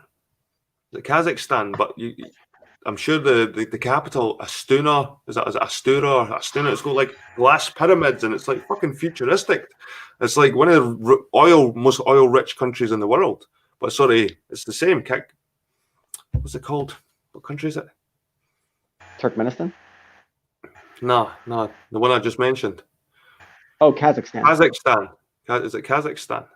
But everybody's got this image of like Borat and like fucking Ali G and donkeys and shit like that. when you actually look at Kazakhstan, it's got like fucking, like they said, the capital's got like glass spinner. It's all futuristic. It's clean as fuck as well. It's like something honestly, it's like something a future movie, man. You should see the place. Unbelievable. How you doing, Conan? The Barbarian? Okay. You've got hair. I've got what? You've got hair. Yeah, I've got hair. The camera doesn't do me any favours. I shave it normally, but I've been lazy lately. Aye, how you been anyway, mate? Good. Been doing a lot of work. I'm ready to put a couple of videos out, sorted a few things out. Well, no, not a few things, a lot of things. I'm going to blow your mind, I think. I'll blow a lot of people's minds. I hope so, because I'm fucking... All the work I've been doing, there's a big gap. I don't see anybody who's been getting into where I've been getting, you know? When I start doing the videos, I was going to be working on it tonight. I've not put out a video before, but I've got it all set up. I've just got to, if you can do it, anyone can do it. I'm only kidding. What's the gist of it? What's the gist of your new topic that you found? The connection between all the people that are in charge, all the people that are running the shit show, the different players, how they play the game. So we've got at the top, I don't think anyone can dispute, I mean, it's common sense, people who are running the show are the people who've got all the money. There's no way all this could be happening unless they had the money. But like we're saying earlier, it's not just Bieber money, it's the proper wealth. It's like land wealth. Big assets money. And shit like that, proper wealth. The land wealth, which is why I was asking you, who's the biggest landowner in Scotland? I don't know. I imagine it's a corporation, somebody like Kellogg. There's so many landowners in Scotland. It's probably Kellogg. There's one huge one. It's probably Kellogg or Disney 2 or 3 Boeing. Own half of it. It's a Danish bloke called Anders Holch Povsland. There's a Danish bloke owns more land in Scotland than anybody else. Huge swathes of Scotland. 1 million acres. 1 million acres? Number two, Duke of Buccleuch. How do you pronounce that? Buccleuch. Buccleuch. Buccleuch. He's from the Scott family. Aye, that's Buccleuch. Those two, and the Duke of Westminster own over half of Scotland. They could shut Scotland down. They run Scotland. So it's run on. This isn't really what the videos are about. I'm talking about this because I'm talking directly to you as a Scotsman, you know. Yeah. But the UK's run by stakeholders. So when they have a council meeting, whoever owns the most land gets the biggest say. If there's a Sainsbury's get a say. They're the people that are making the decisions in Scotland. These stakeholders. Yeah. Biggest landowner in Scotland, the Duke of Westminster. The Duke of Westminster is in charge of the agri-tech, the move to synthetic meat. Really? You know, they want us all eating synthetic insect meat, don't they? And lab-grown meat. Aye. The Duke of Westminster's in the US, it's Bill Gates and the Saudis. In the UK, it's the Duke of Westminster. Right. But these people own all the land. I think ultimately we're going to have to take these people on. Otherwise, we're going to end up doing exactly what they want us to do. But Anders Holch Povsland, he's Danish nobility. When you look into it, his bloodline is castle's nobility in Denmark. And he's from He's from, right? The bloodline goes back to Turkmenistan. How's that for a coincidence to tie it up nice? Aye, that we were just talking His about. bloodline goes back to Turkmenistan. Scythian. So he's not really Adamic. Is it Anders Holch Paulsen? Hoge? Yeah. See his name again? Surname, first name, which one? Surname is Povlsen.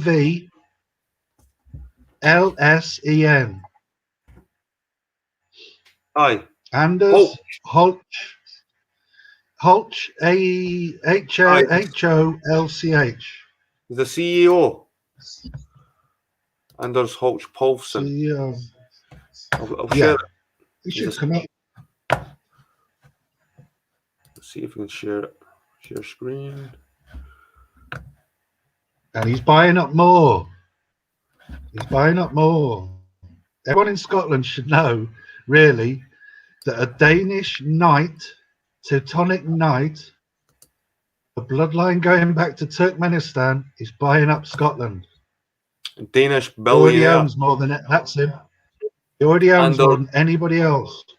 Holch Paulsen is a Danish billionaire, CEO, and sole owner of the international retail clothing chain Bestseller, which includes Vero Moda and Jack Jones, a company founded by his parents. He is the largest shareholder in the British internet fashion retailer ASOS and second largest in German internet clothing retailer Zalando.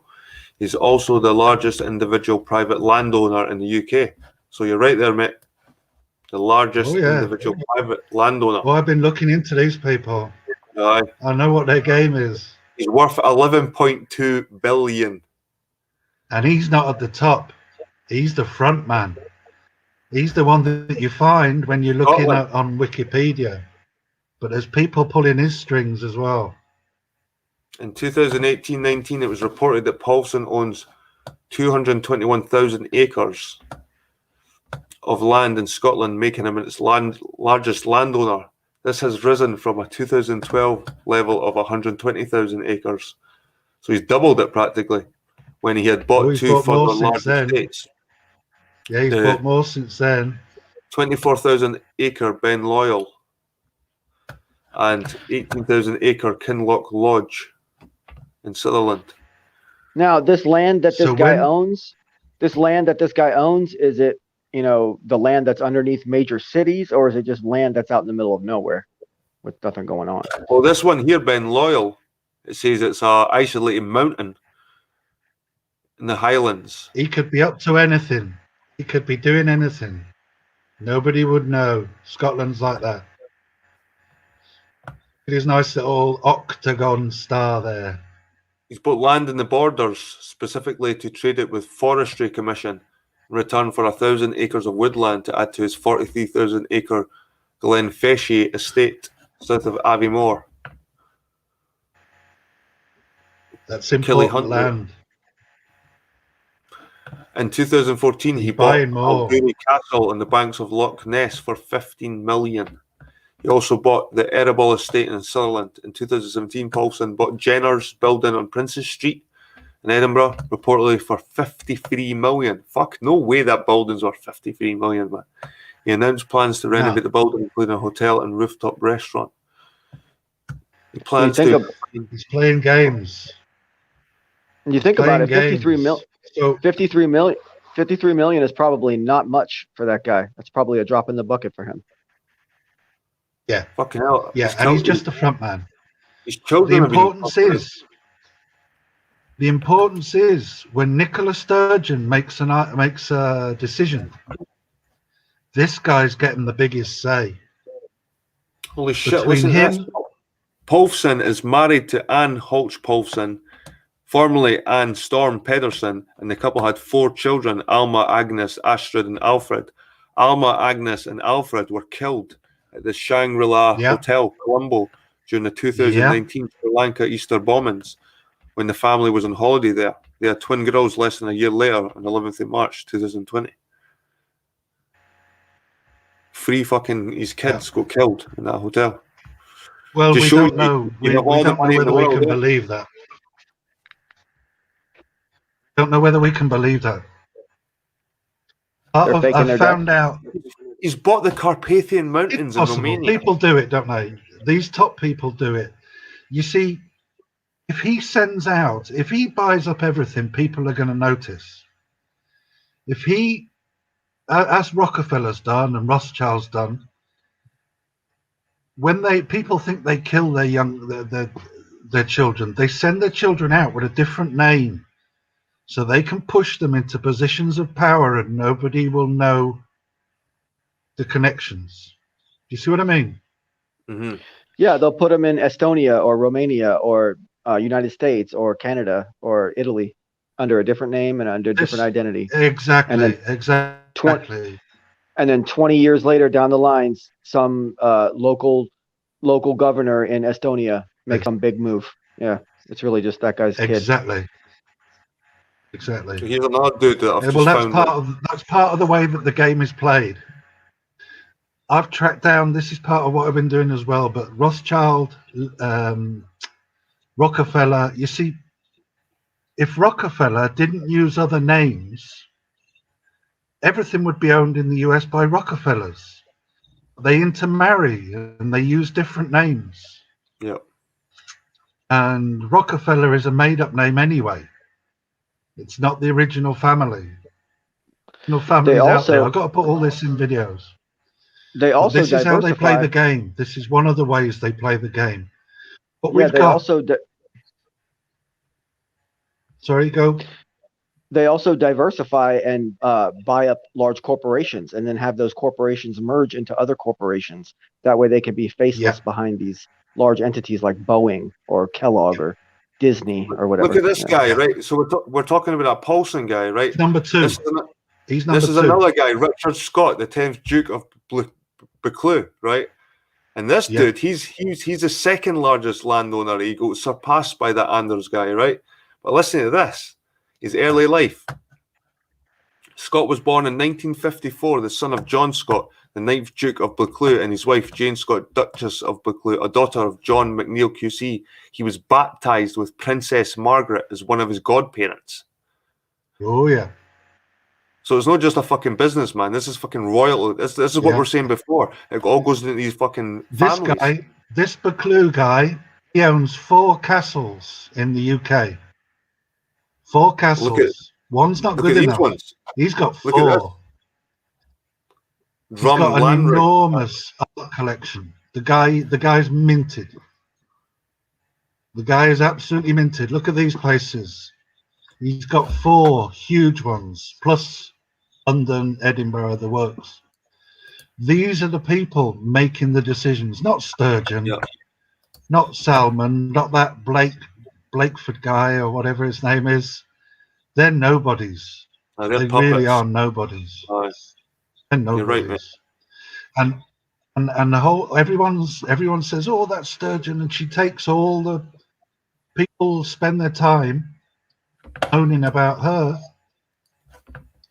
They're not getting to the root of what's really going on, the people who are making the decisions. Would you say the Queen of England is at the top? Would you say the Queen of England is at the top of all of these dukes and duchesses? She's near there. No. I think she's near there. They're above her. Oh no, she's near there, but there's certain people there. There's certain people that didn't want to be in that spotlight. They're like, here, you could get. They've probably got a closer line to the proper closer links to the proper royal families. But there's certain ones that want to stand out. It's like ancient times. There was kings that there's kings that didn't want to be kings. They became priests and bishops. Okay, so a lot of these fucking guys that could have been kings were sitting in fucking monasteries, with royal lines. And there's a lot of royal lines that come from like fucking the church. All these people over there in the US, BB, are your big names like Clinton. Well, Trump's obviously from Scotland. Who's the one who's just moved over? Dan Pena has just bought a castle in Scotland. The $1 million billion man or something they call him. They call it some kind of name like that. Bought a Right. castle in Scotland, moved over. John McCain, Scotland. Rupert Murdoch, Rockefeller, Clinton, both Clintons.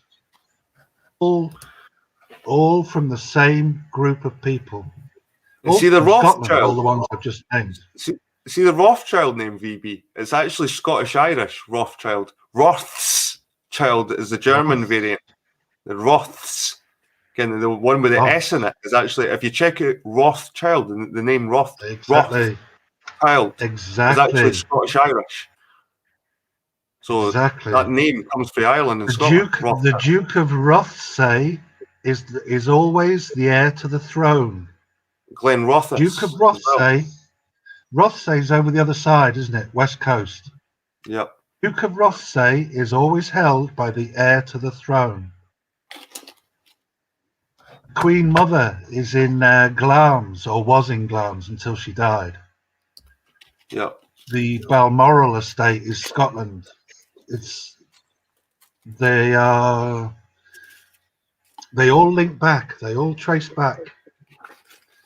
I've got them tracked. I've got them tracked for about 2,000 years. I've got them from people. And I'm working out on the videos. The first one coming out is going to be about just because it's the way it's fallen. It all comes from the Norman invasion as well. It all started in Britain, I think, with the Norman invasion. Yeah. These families link back to the original families that came into Britain. They were already actually in Scotland. But they came over and they really took over before that. And they linked with the Romans. They linked with Constantine.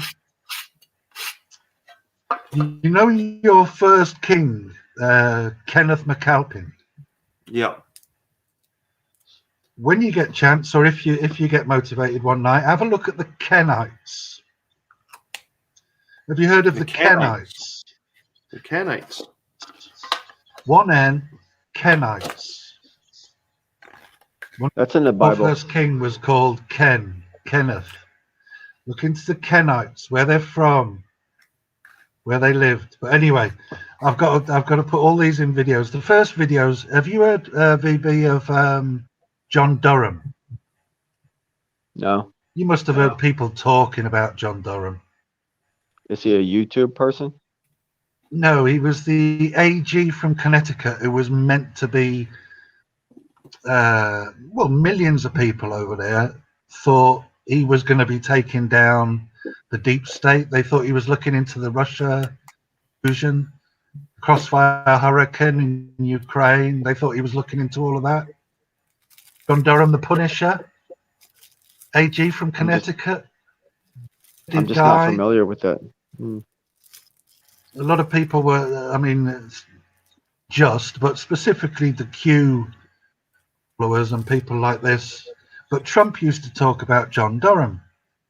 John Durham was going to be the guy who was going to take them all down. I'll tell you another one who's from Scotland, William Barr. Have you seen him with the bagpipes? Look at the famous Iron Brews bars in the drink. Yes, it is. Yeah, it is. Iron Brew is one of only 2 drinks in the world where the local drink of a country outsells Coca-Cola. Yeah, I knew that one. Iron Brew outsells Coca-Cola in Scotland. There's only one other country in the world where the local drink outsells Coca-Cola. Where's that? And that's Colombia. Pony Malta in Colombia. There's a bit of useless information for you. Well, I thought Scotland was the only country in the world that never, its number one drink wasn't Coca-Cola. It was Iron Brew. Yeah, no. Well, Colombia as well. That'd be like a moonshine. Tracked all these people. Clinton. Just to give you a taster. Would you believe Hillary Clinton and Bill Clinton, their 2 families had married 200 years ago? Oh, aye, the See Clintons what I were a mean? powerful So family in the Scotland as well. Clinton, the Rodham family, they married the Clinton family 200 years ago, and then they came back round to marry again with these two. Just how the game's played, you know, how they keep it amongst themselves, keep the same Definitely, bloodlines. mate. Definitely, and it's like America's like a modern version of like European monarchy, but they're just wearing suits Yeah. and it's Yeah. just a European monarchy going over there because they're just breeding with the same. Like I was saying before, Marilyn Monroe, she has connections with. She's actually connected with Queen Elizabeth II. She's at her. Well, Marilyn Monroe is her handler was Bob Hope, and Bob Hope is Big Hope is it family over here. Hope Aye. Cove that's near Aberdeen.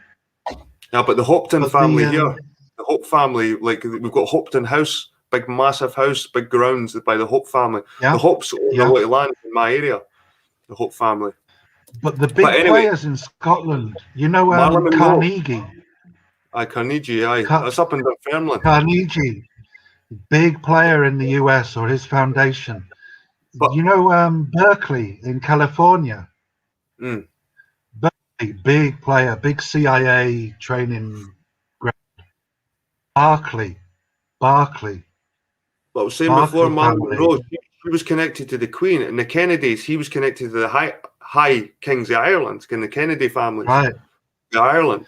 So Kennedys, the Kennedys are Scottish, though.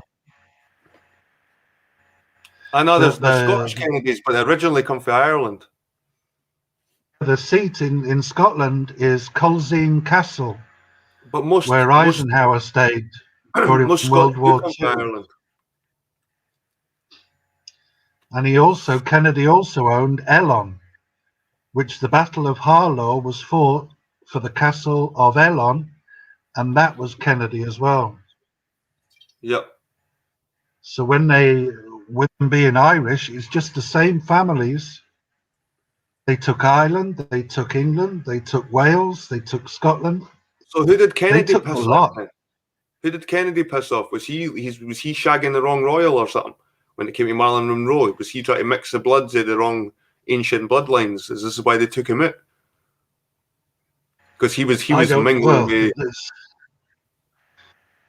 You see what they do, what they do with an assassination like Kennedy.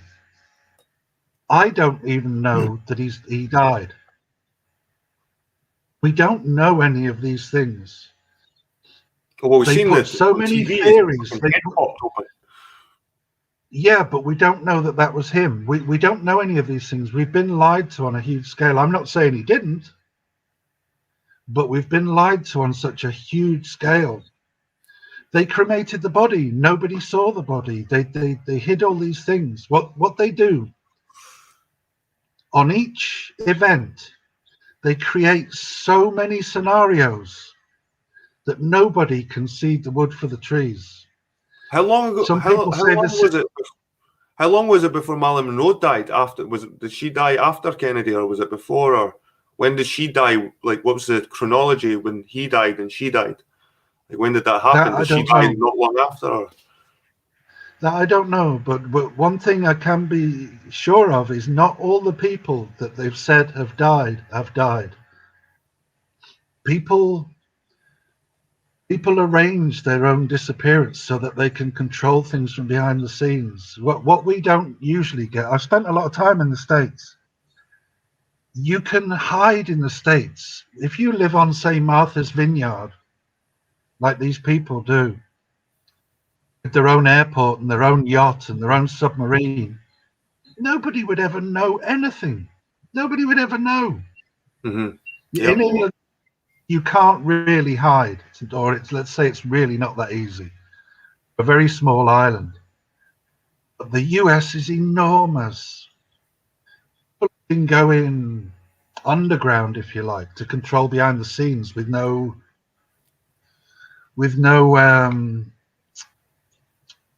criticism. There's no spot. They're not in the spotlight. They can control things from behind the scenes. But I think what people don't underestimate is Kennedy was working with the mob. Kennedy was working with the mob. Kennedy was a gangster. They're all gangsters. All these people at the top. The thing, I'm sure you know, VB. Hillary Clinton's brother was the heir to the Al Capone fortune. The Rodham family were gangsters. This is how they run all these things. They run mafia, the Italian mafia. Here's another example. It's all the nobility that run the mafia in Italy. They've really gone underground. Yeah, Marilyn Monroe died 14 months before Kennedy's assassination. 14 months before. It's still a short period of time between both deaths, which were unnatural deaths. You know, they were both obviously taking it. Yeah. People say Marilyn Monroe But they're was a all man. individual cases,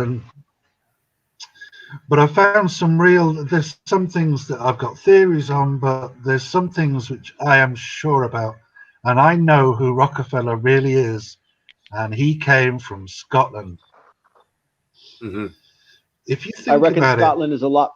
I reckon Scotland's a lot more important on the world stage than people give them credit for. Oh, definitely, VB. This is what I've been trying to say for a while. Like Scotland, and this is one of the tricks. This is one of the tricks. They use projection. They don't cause any trouble in Scotland because they don't want to bring any attention to their history, their bloodlines. They use projection. They use other countries. At the moment, they're using China. Everything's China, China, China, China. China couldn't hurt anybody without the people in our own countries letting them in, inviting them in, giving them the money. They put they transfer the whole of world industry over to China and then blame China. Do you see what I mean? Well, I think China are playing the game as well. I think they're not like an at the very top. Here's one for you. You've looked into the Scythians before, Jed. The Scythians, yep. The Scythians. Or the Scythians. The South Koreans. South Korea are Scythian. If you put in any search engine, are the South Koreans Scythian? It will come up and it will tell you they're pure bloodline Scythian. And how did that happen? The top people in China. The people in China are the same bloodline. They're all intermarried over centuries. But the Scots are meant to be Scythians as well. So are you saying that the Scots and the South Koreans are maybe like connected somehow through an ancient bloodline? Well, Scythia covered Turkmenistan. There's back to Turkmenistan again. They had a huge swath of territory, and some went east and some went west. It says here the Scythians were a group. It says the Scythians were originally a nomadic group from what is now southern Siberia. So the lower part of Russia and the northern part of China, which is Mongolia. So the Scythians were probably Mongolians. And if the Mongolians probably spread their way down to South Korea, for sure. Now, one I'm going to tell you, Jed, you know, we just looked up that Danish bloke who's buying up all of Scotland. Yeah. The Danish bloke. Now, his family traces back to a place in Denmark called Sindal. Sindal. Look at the flag for Sindal and tell me what you see on that flag. Look at the flag and the crest of Sindal. Sindal. Tell me what you see on that flag. E-E-L. Sindal. A-L, right. In Denmark. Well, I'll share screen again. It's a red version of the Scottish flag. No. It's the Red Cross, or it looks like Sweden's flag. It looks like Sweden's flag, or Denmark's flag. Sindal. I'm putting it up again now. Sindal is a town on the island of Vendsyssel, Thigh, at the top of Jutland Peninsula in northern Denmark. Has a population of 3,057 and is located in Horring municipality in region Nordjylland. Until January the 1st, 2007, Sindal was also the seat of Sindal municipality, which has merged with the existing Horring, Loken, Vra, and Hirtshals municipalities to form an enlarged Horring municipality. The town was originally named Soldalen, meaning Sun Valley. North Denmark. North Danish. So what about this place? What's the significance? It's Danish. Just like Anders Paulsen. Sonic Knights. They formed after the Templars. No. Sindal. It seems quite. Yeah, but Sindal Press. See, I don't think any of these. I don't think any of these people that you're talking about, these Sindals, these Sabians, I don't think any of them have any real power, man. I think it's really just the Jays. And the Jays are manipulating the entire world right now because they're the seed of Satan. And but if you put it, no, they are the Jays. They're the same bloodline. Not all of them, but these people are the same bloodline. If you see the book when Scotland was Jewish in Sindal, put in the Sindal crest and go on to images, because I'm sat here looking at it. And big crest, there is a sun on it, but tell me what else is on that flag. Oh, a scythe. There's a scythe. It's a scythe, isn't it? Aye. Isn't it a scythe? And Scythians, Scythians. It's a scythe. Just something to whet your appetite. Look at that scythe. And on that sun, 8 spikes and 8 flames. Octagon. Octagon. The Templars. Octagon. Octagon, the Augustines. Octagon. That scythe. The high school budget, man. It's pure fucking. What's typical. August is the 8th month. They know. They know their history. These people are part of the people because they're undercover in everything. They're undercover in Christianity. They're undercover. They're crypto Christians, like Rockefeller. They're crypto Jews, like Rothschild. They're crypto Arabs, like the Saudi royal family. These people are crypto everything. They're cryptos. And these people got to South Korea as well. They're also in Japan. Japan, Scythian. I've got more than that, but there's a taster. But I've got a lot more than that. Tie Jill Biden into this as well, would you believe? Well, you probably would have noticed that the Declaration of Arbroath, it mentions that the Scots came from Scythia through the Pillars of Gibraltar, all that shit. But look at the names, like we were saying before, or the names of the people that signed this Declaration of Arbroath. They're all fucking Normans. It's all Norman families. Yeah.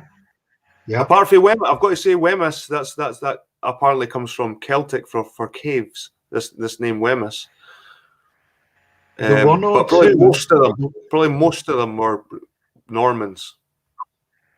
And the 1 or 2 came in through Ireland, but they came from the same place. They came from the same route. Biden was the bishop-elect of the House of Dunkeld, which was the royal family of Scotland. Aye. Any generation family. Biden was the bishop-elect. That bloodline goes straight there. Jill Biden, her bloodline goes right back to the Scythians. And I'm going to have to put all this in a video and explain it properly. These connections which I'm making I'm onto them. I tell you, I'm onto them. I've been working really hard on a lot of this. Hours, tracking them down. Oh, but it's definitely these are the people controlling the world. This is like what people are calling the Illuminati or the powers that be. And if you dig deep enough, you'll find that these are the names that are popping up, rather than like these sort of cliche names that we hear, like Rockefeller. And these are just curtains, veils to hide the real fucking names. Well, Rockefeller is a made-up name. It's a made-up name. He made up the name Rockefeller to hide his past. But that one I'm going to save for a video. I'm open to the things that I've found. If more people see it, I mean, I'm going to blow your mind with the Scottish stuff, honestly. I'm going to blow your mind. I'll have to hurry up and do it when I... Well, it looks like the Bidens come for the British, like Norman. Biden, it's not de Biden, it's Biden. It comes from button, they're saying here. Yeah. Yeah, but it's Biden to Biden. But it's, yeah, that's him. That's him, definitely. Bishop elect, House of Dunkeld, in Dunkeld itself. He should be on there. But this is how the game's played. This is how they play the game. Imagine very, very rich old gits who really know their history and think they're smart. And they reintroduce all these bloodlines. There's the Biden here. Yeah. Yeah, you'll find it. You'll come across it. If you put in Bishop-elect Biden. You were saying, where's Rupert Murdoch from before? You were talking about that. Yep. Rupert Murdoch is from Pitt Sligo. Aye. Pitt Sligo, just outside Aberdeen. Is that no Ireland, Pitt Sligo? Or is that my thinking? By Aberdeen. Sligo. It's about 5 miles from Aberdeen.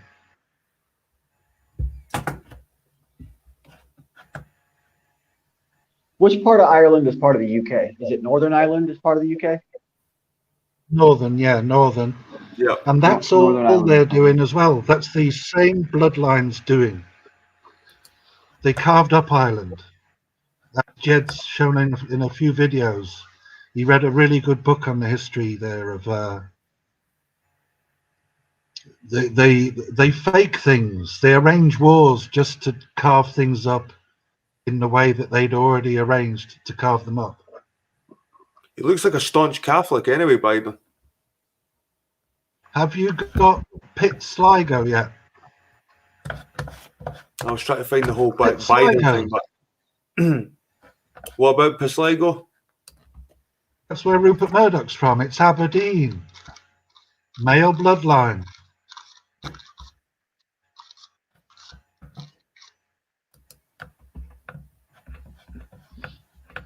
They all go back. There you go. That was the castle. The Prime Minister of New Zealand, a male bloodline, straight male bloodline, castle in Northern England.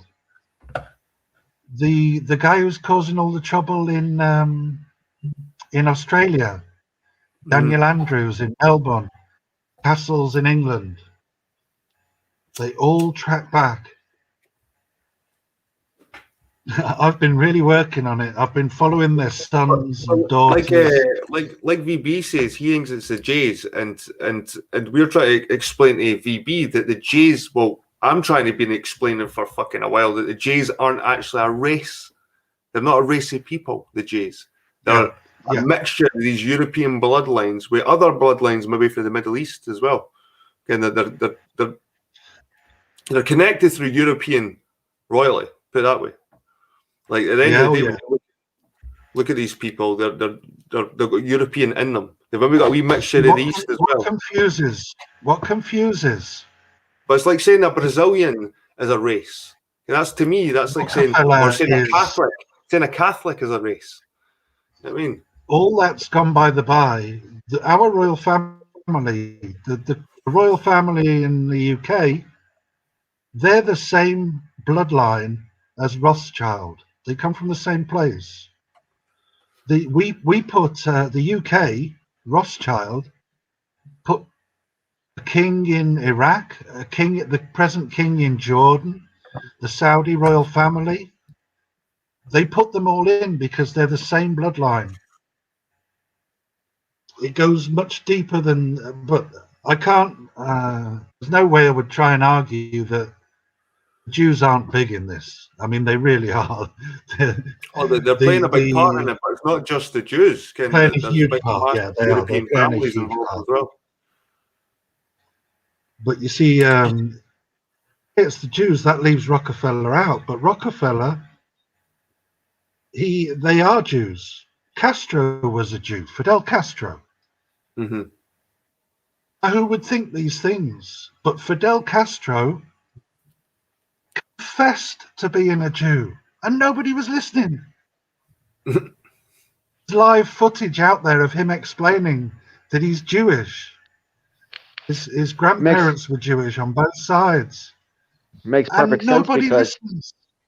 It makes perfect sense because communism comes from the Jays, and Fidel Castro was a communist. Exactly. And 1917 Bolshevik revolution in Russia was started by the Jays. Yep. Yeah. So the Jays are behind the communism. And see, I agree with Jed when he says that the Jays are actually a mix of Europeans or Adamic people with, local Arabs, local Babylonians back in the biblical times. And that's what the Bible actually says that they actually are too. Yeah. And so that's why they that's why they try to stay pure within their own bloodlines, because they want to perpetuate this specific mixture of these two breeds of people. Yeah. And that's why they only marry their own cousins and stuff or whatever. Yeah. But they'll marry into the Irish and Scottish as well for some reason. If you look over in Hollywood, because if you see only the Jewish bloodline, only the same bloodline. They go right yes, Scottish, yes, Irish, but you see, Rupert Murdoch, I'm sure. Well, he's Jewish. He owns Rothschild and Murdoch own all the oil drilling rights in Israeli-occupied Syria, and yet Murdoch is from Pitt Sligo. Mm-hmm. This is how it all works out. All my research is pointing towards as well, and I don't know what you're going to say about this, VB, but George Washington was Jewish. Right from the very beginning. It's possible. The whole independence thing was look at Abraham Lincoln. Didn't he tell me Abraham Lincoln wasn't a Jew?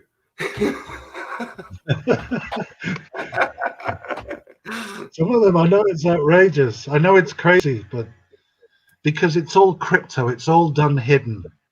I think Disraeli, the British Prime Minister, Disraeli, he was Jewish. Of course, yeah, of course. Well, a name like Disraeli, Israeli.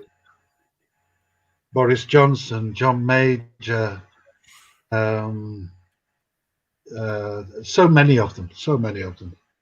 What about Netanyahu? He's American. I'm guessing so, but I never looked into him. He's an American pretending to be Jewish or something. That man's pure evil. Benjamin Netanyahu? He was a major. He was a major in the armies. He fought in like the fucking Arab-Israeli fucking war, and he was quite successful. And that's fucking why the people love him, and they can't really budge him. His first name is named after one of the tribes of Israel, Benjamin. He's got blue eyes and shit, man. He could be my granddad.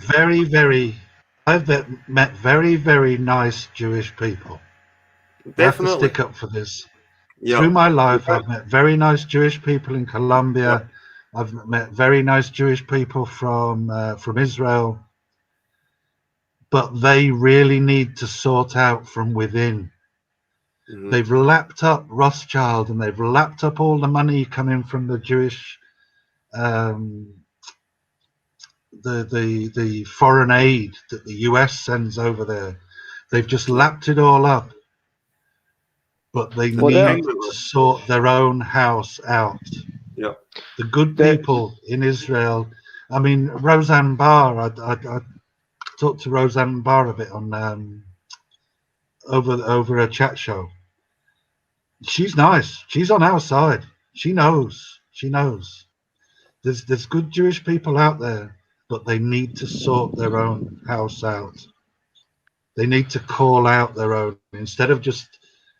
I think some of them are trying over in Israel. They try to call it their own governments. And I think a lot of them call it the fucking some of the Jews as well. Like there's a lot of Jews that don't like other Jews in Israel. You know what I mean, it's like Zionist, anti-Zionist Jewish. Yeah.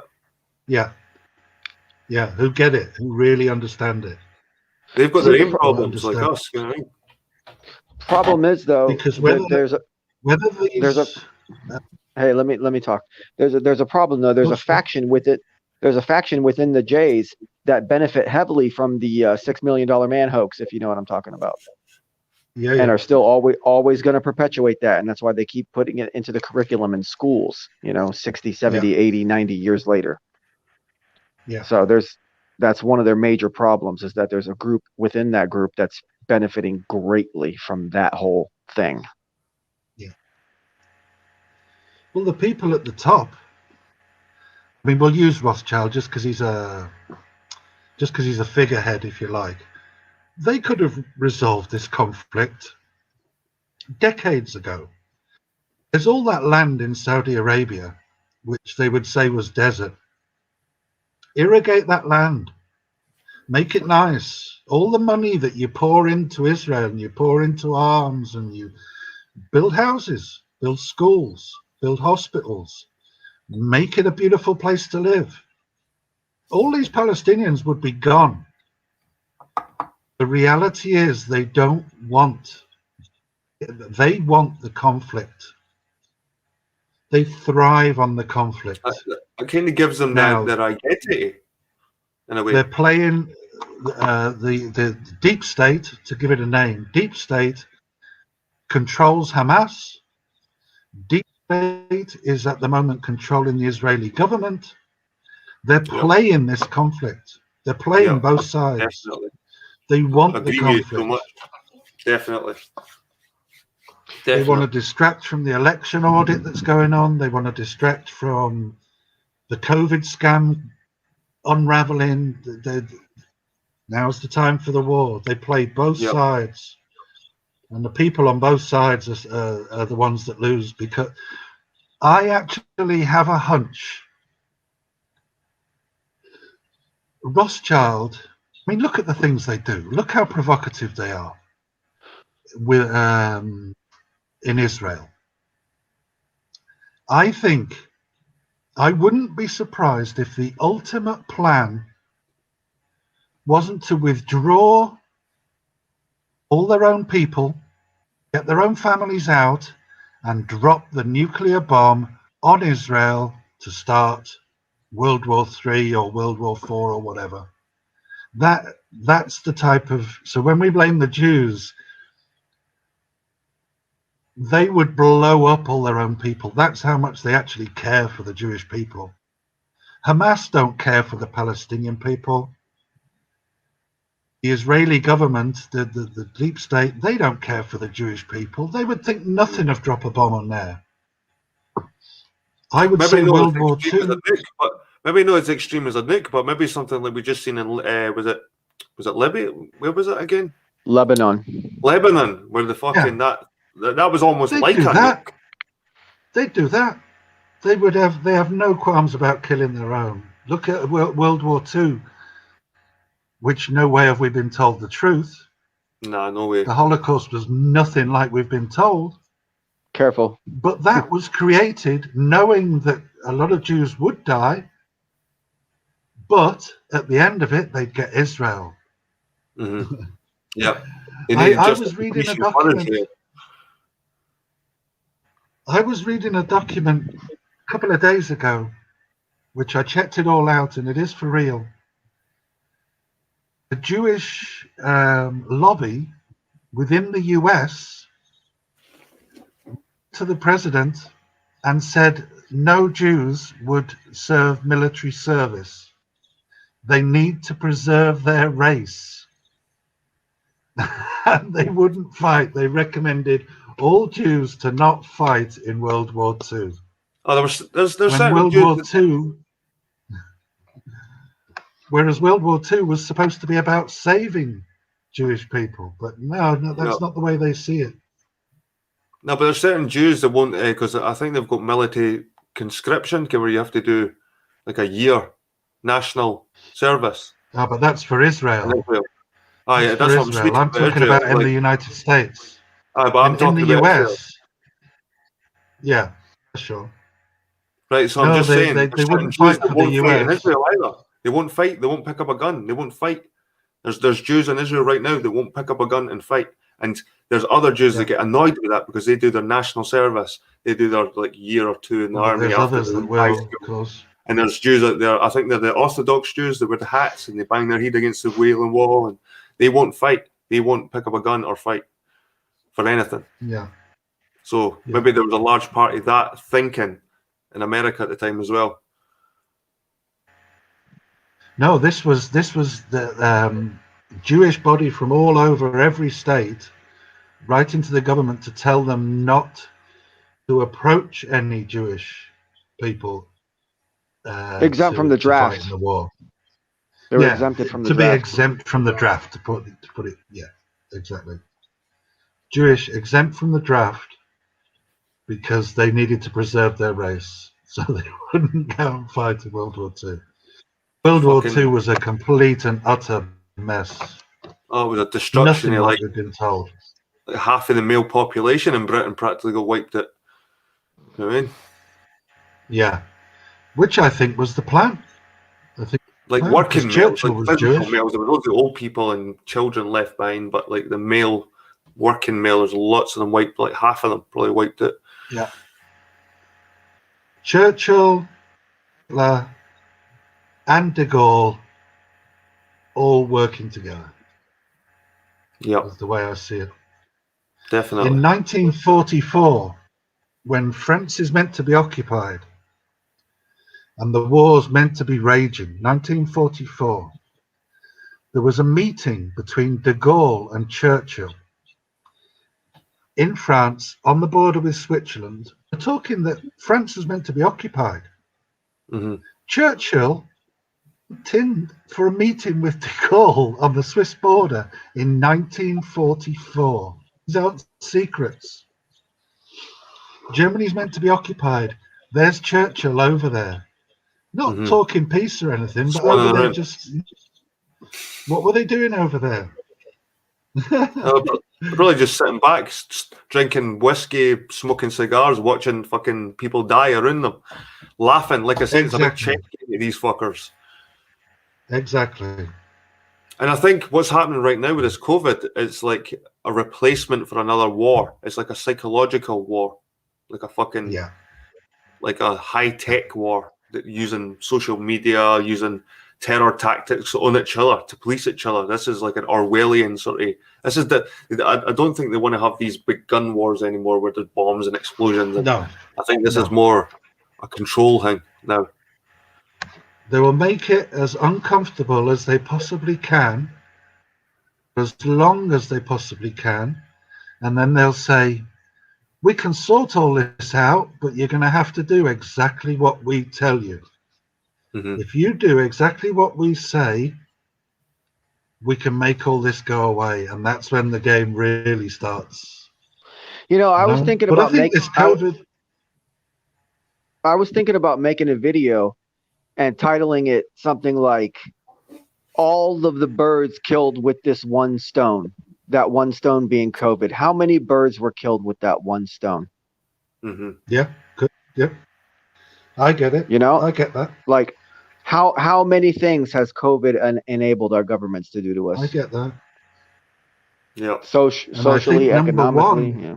It's massive compared It's to an 9/11. enormous amount of money. If you look at like 9/11, like what could the government state us? Well, they could control us a bit more in airports. They could search our bags, security, things like that. But with this COVID thing, it goes beyond that. It goes beyond what 9/11 could sort of implement.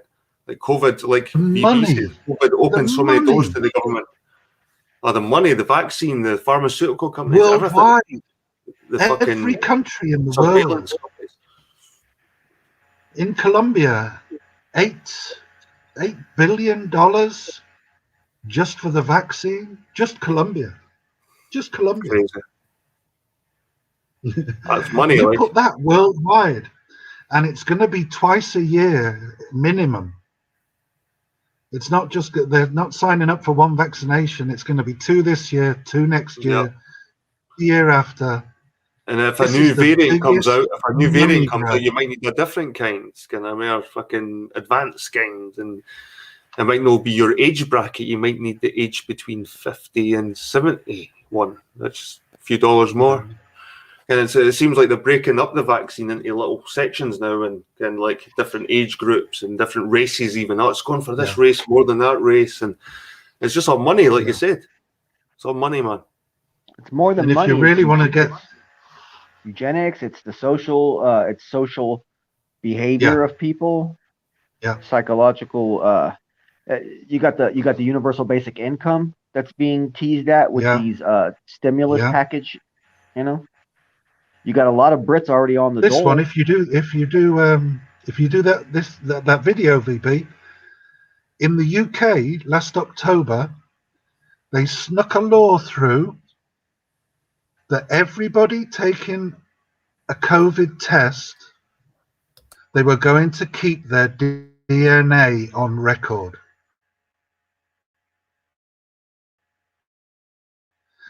So it's a mass collection of DNA profile as well. Think about this. Everybody getting the test at airports. They capture everybody's DNA, and they also capture everybody's DNA through these tests like Jed, where he voluntarily sent his saliva in.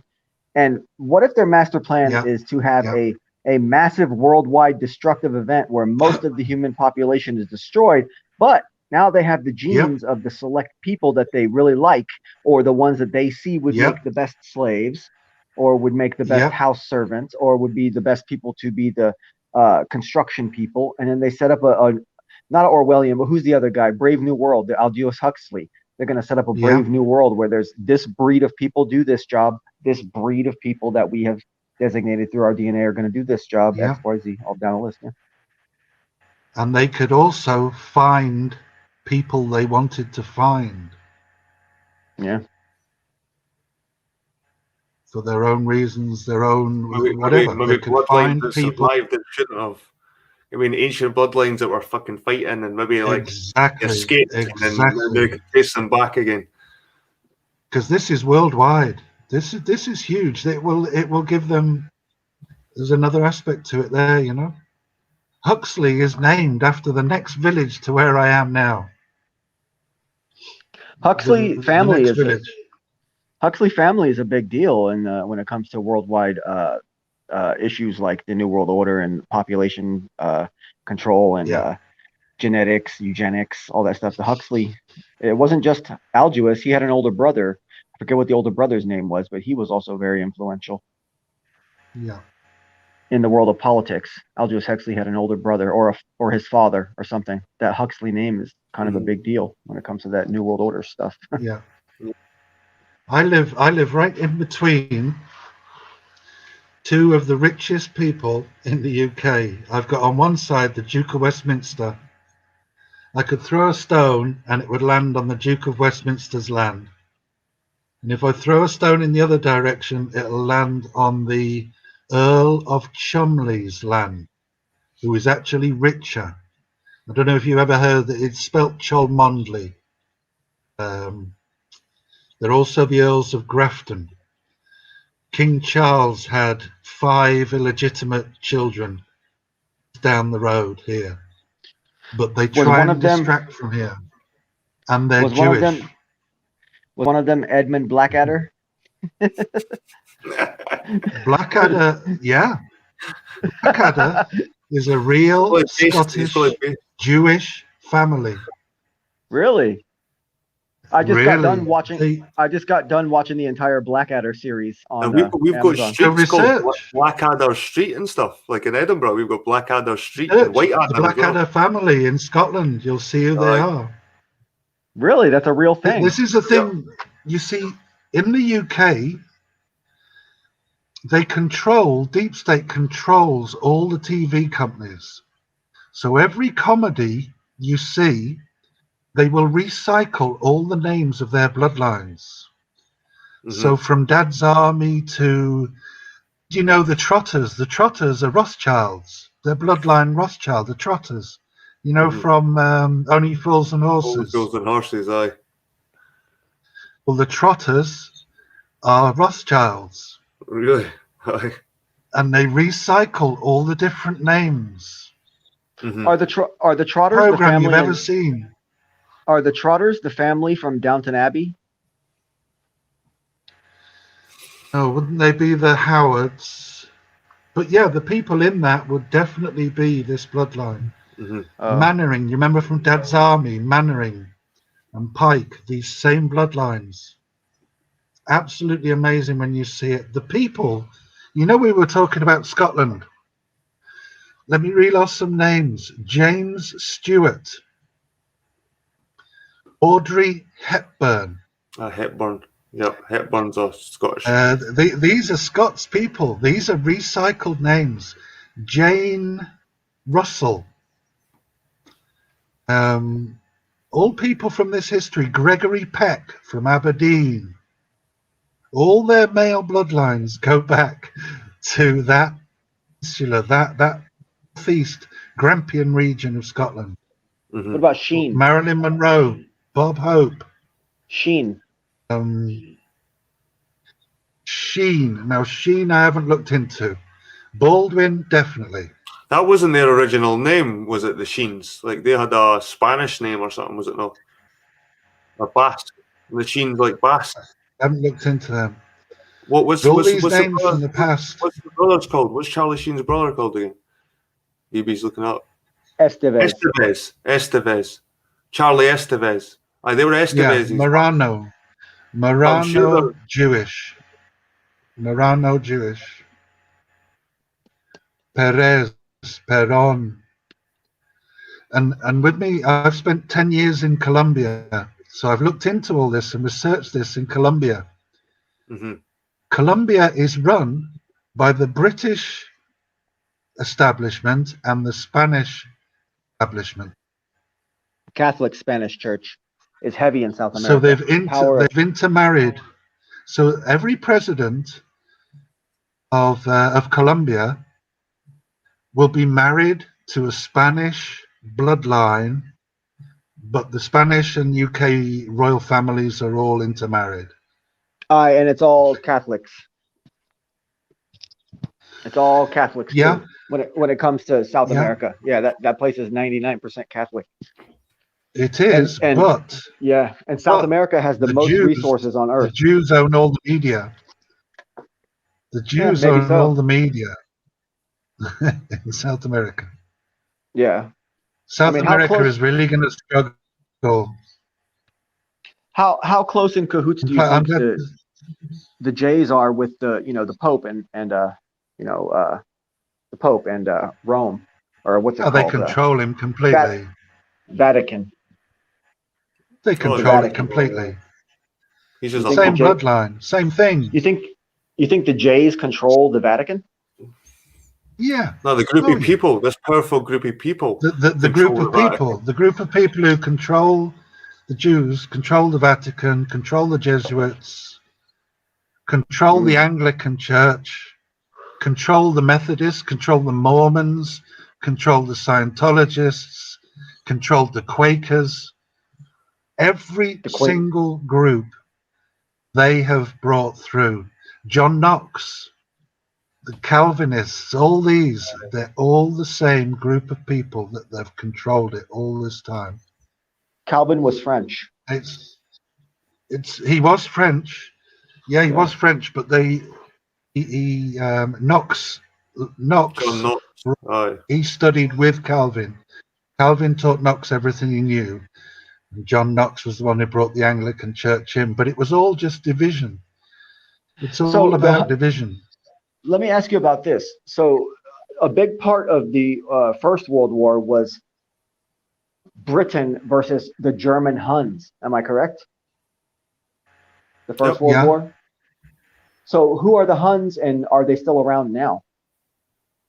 Or were they basically pushed out of power? Are they a certain genetic? No, the Huns were. Are you talking about the ancient racy Huns that used to like they were like Turkic people? From what I know about World War One, the Brits were fighting the German Huns. I know. I think that was a slang term they used, though. I think it was like Yeah. Oh, they called them the Huns because they were Germanic. Another arranged war, to move people around, to kill people, to get people into position. World War One was to. I mean, they have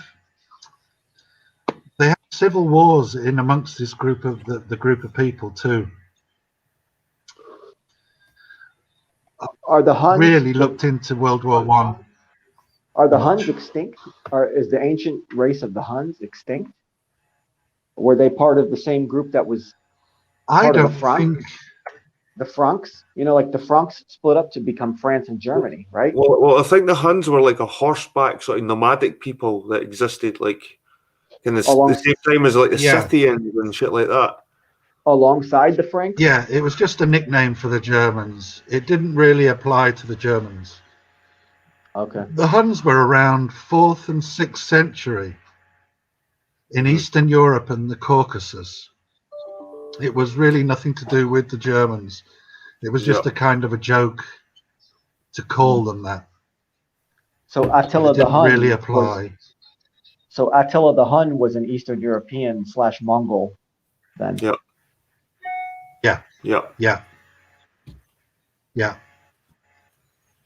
I don't think it was German. And the Huns. Yeah. So I guess the term Hun was thrown as a slang against them because they were seen as barbaric at that time.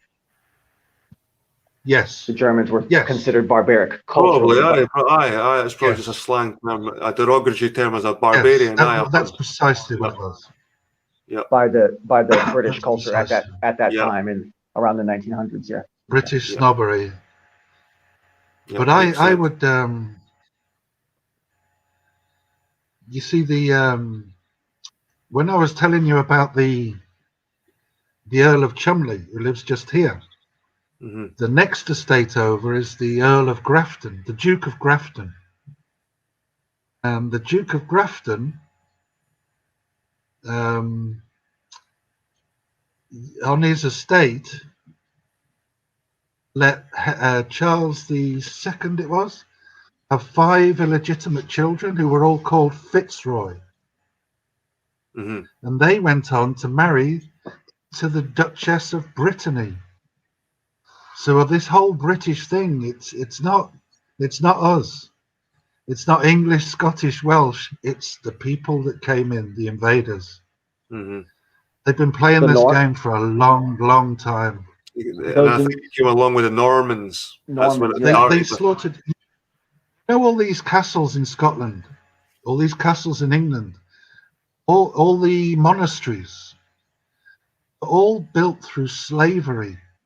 The people actually hated the people in these castles. Monasteries, all the monks. The monks were rapists. The monks were thieves. They didn't work. The people were slaves.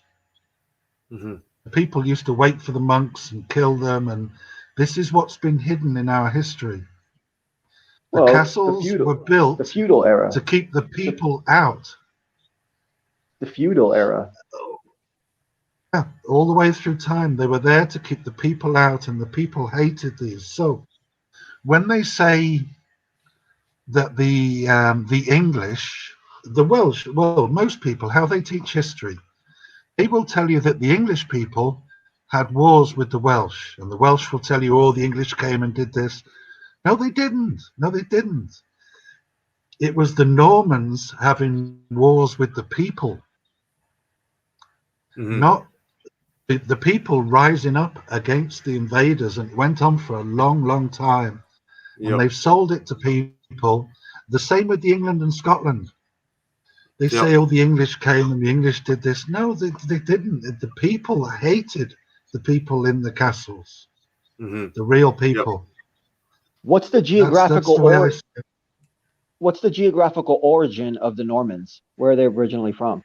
They're actually they were hired Vikings by the French royalty. They hired Vikings to guard that part of France in the west coast of France.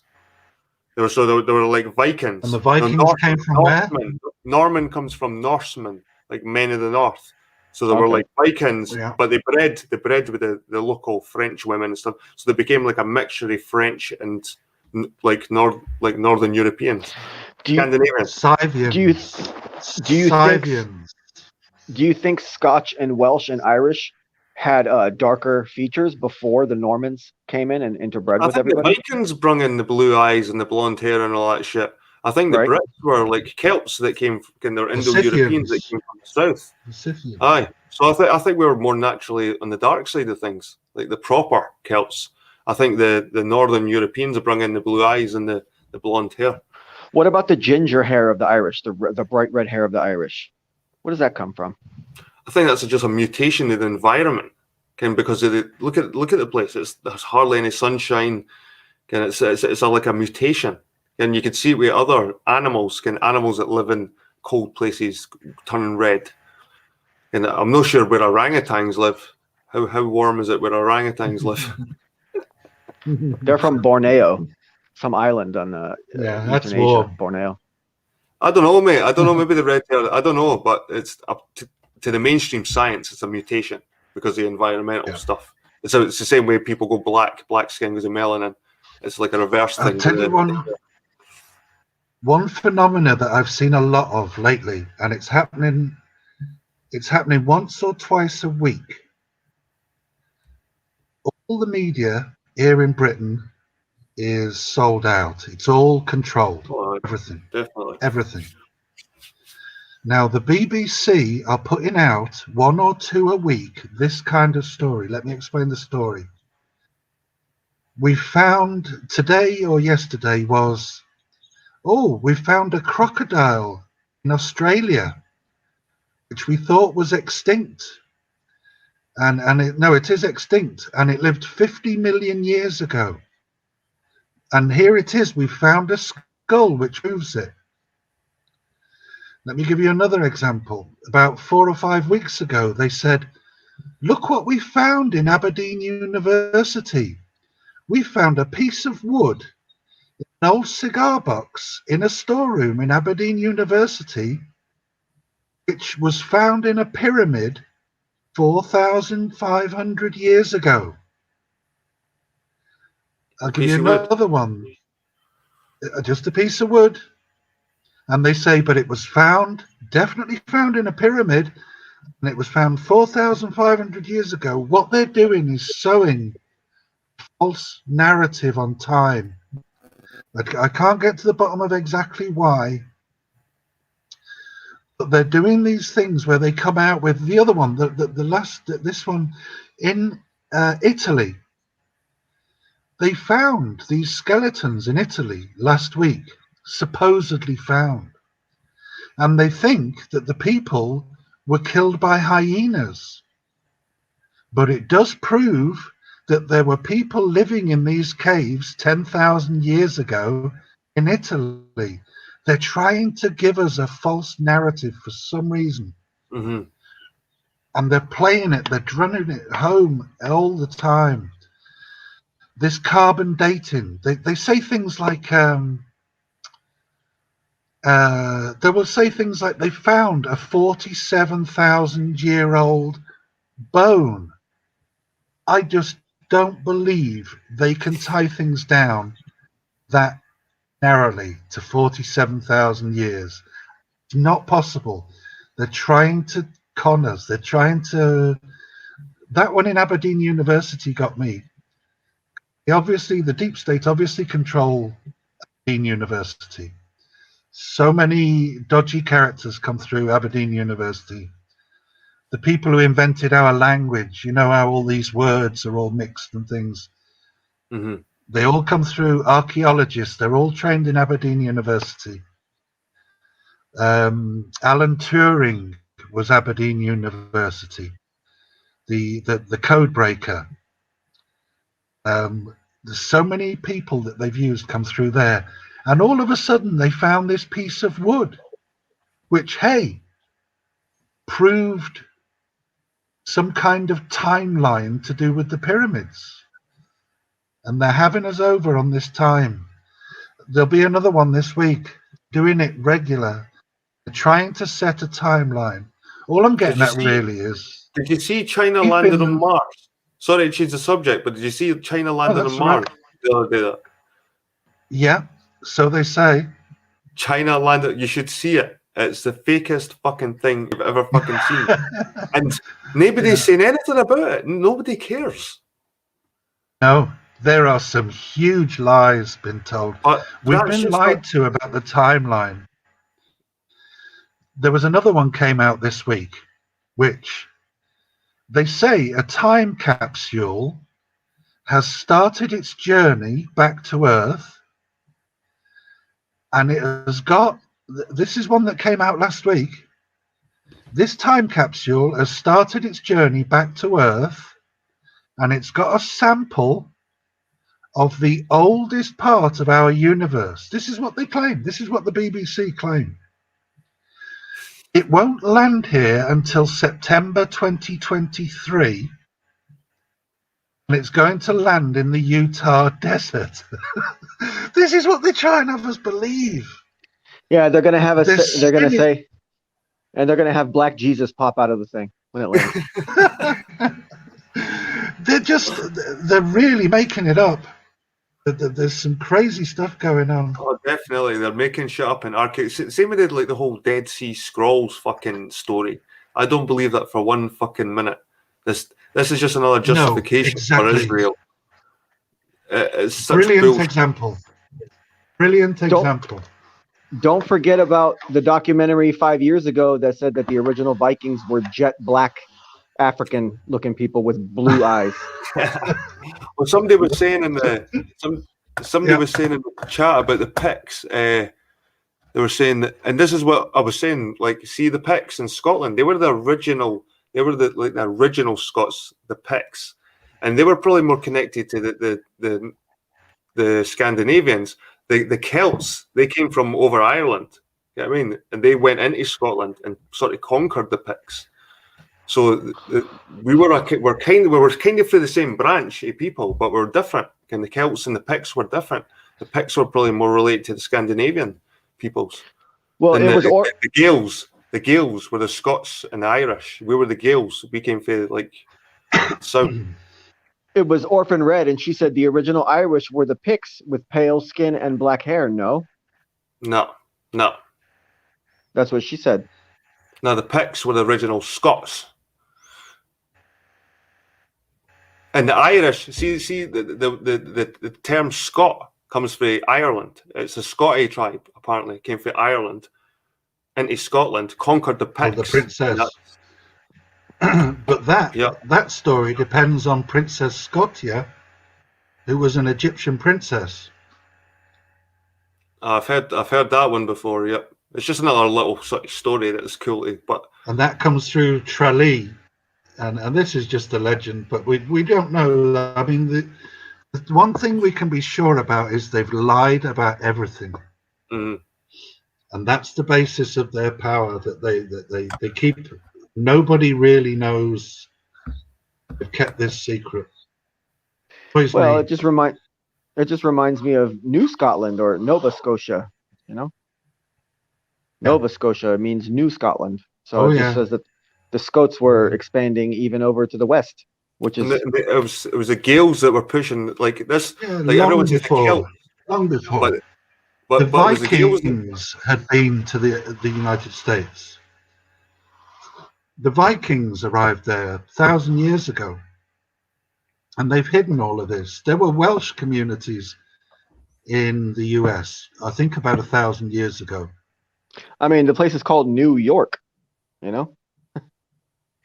I think what happened is That was New Amsterdam.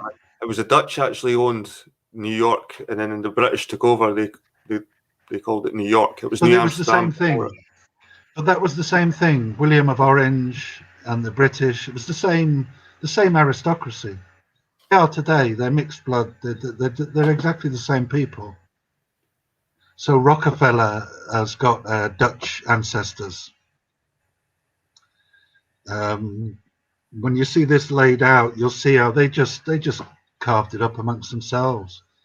But basically, all they decided in about 1500, when Columbus discovered the US, they knew there were people already there. They knew they just came over and took it.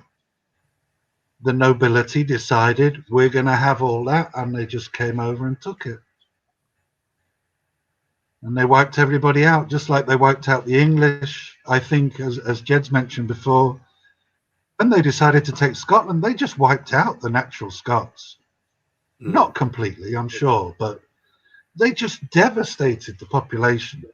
Used them for slaves to build the castles, just treated them, just basically wiped them out. They wiped out the English.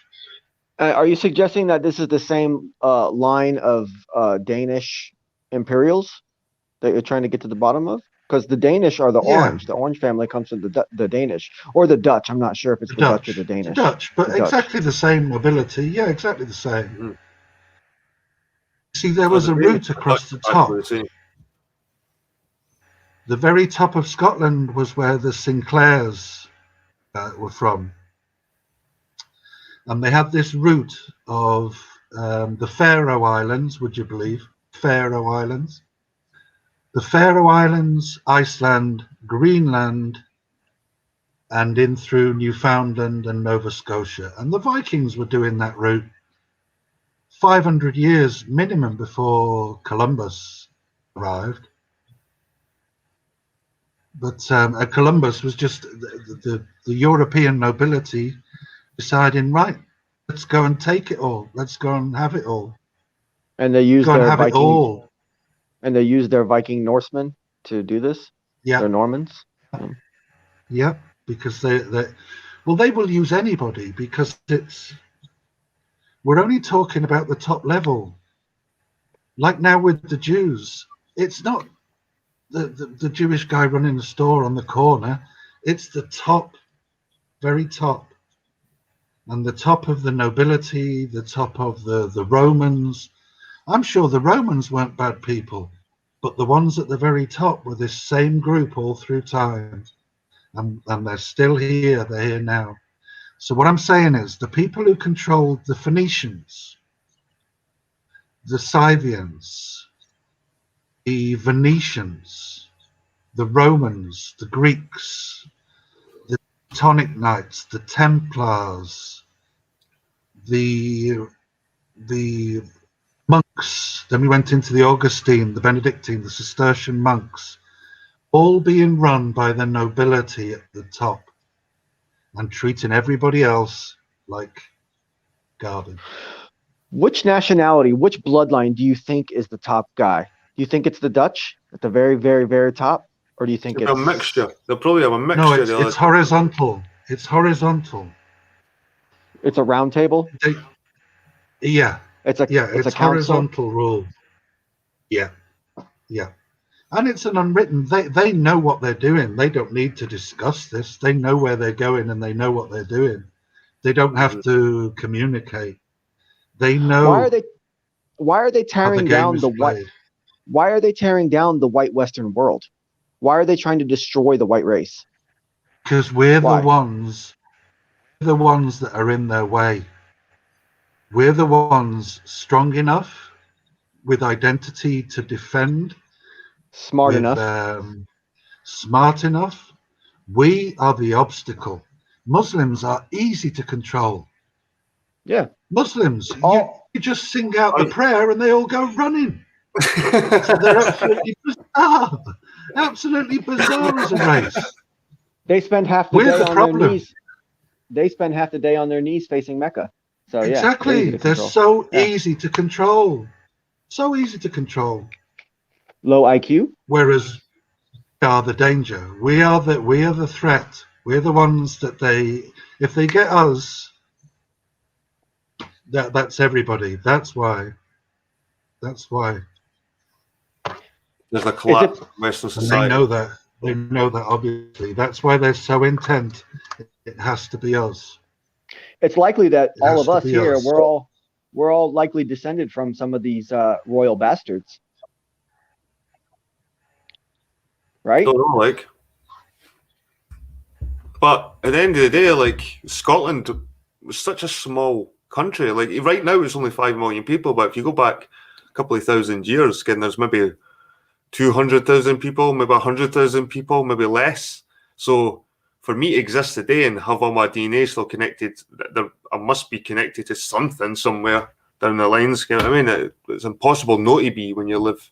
Your ancestors have been such in a small area for such a long time, and if you're still alive, and like your ancestors have managed to go through wars and fucking disease, and it makes you wonder. All of us sitting here.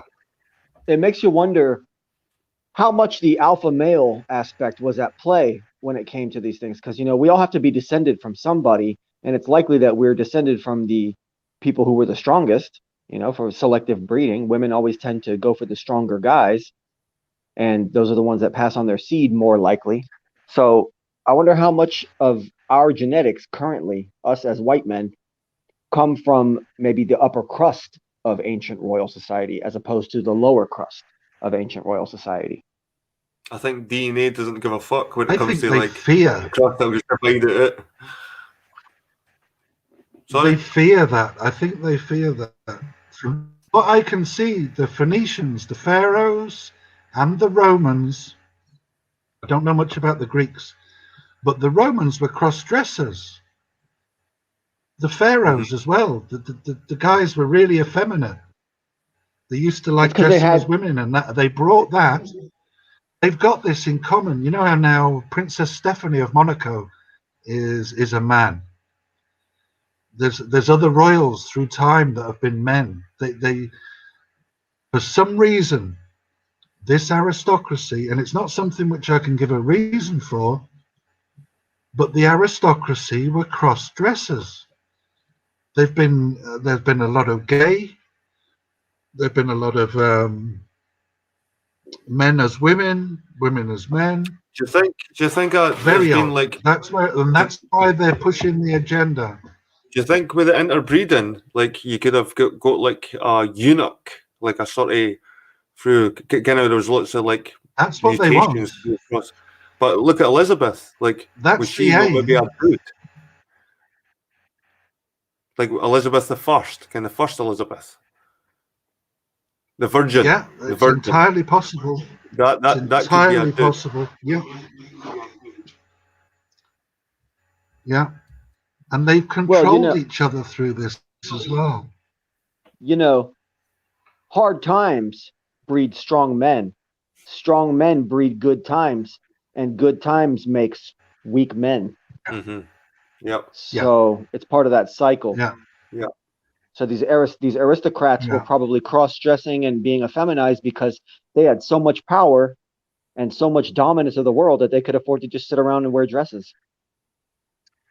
But it's like my son, like I was brought up in hard times, so I had to like sort of be a bit streetwise and a bit harder. And when I try and drill this into my son's head to be a bit more like, it just doesn't happen because he's got everything he needs. He's got the protection of his dad, and it's just like the saying's true. Yeah, I mean, he's got everything protection, so he doesn't need to stick up for himself.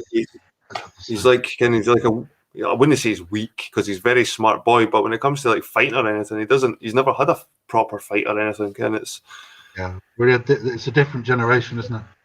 No, that's what they're doing to us as a society right now. We're in that weak phase right now in Western civilization. We're at that weakened phase. Like my son says, when the boy starts fighting in the playground, this is how they fight. like that, or push each other. And we used to kick the shit out of each Yeah. other when we were at school. Sometimes weapons involved.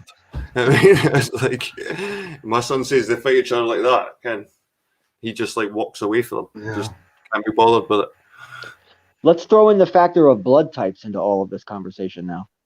A negative, B positive, B negative, R negative, or what is it? Type O negative. You know, what's up with the blood types? RH. I wonder how much that plays into some of these There's things. certain blood types that can't like breed, can like or find it hard. Can if you get two the same. I can't remember what it was, if it was O negative or RH. it's when O negative. you're both the same. You can't actually have kids. You find it hard to have Yeah, kids. it's very difficult. I don't understand that. Something I don't understand. And I guess a child Can't inside the explain womb can have a different blood type than its own mother. I'm not Obviously. sure of that, actually. Mhm. Yeah, yeah. Hmm. Yeah, yeah.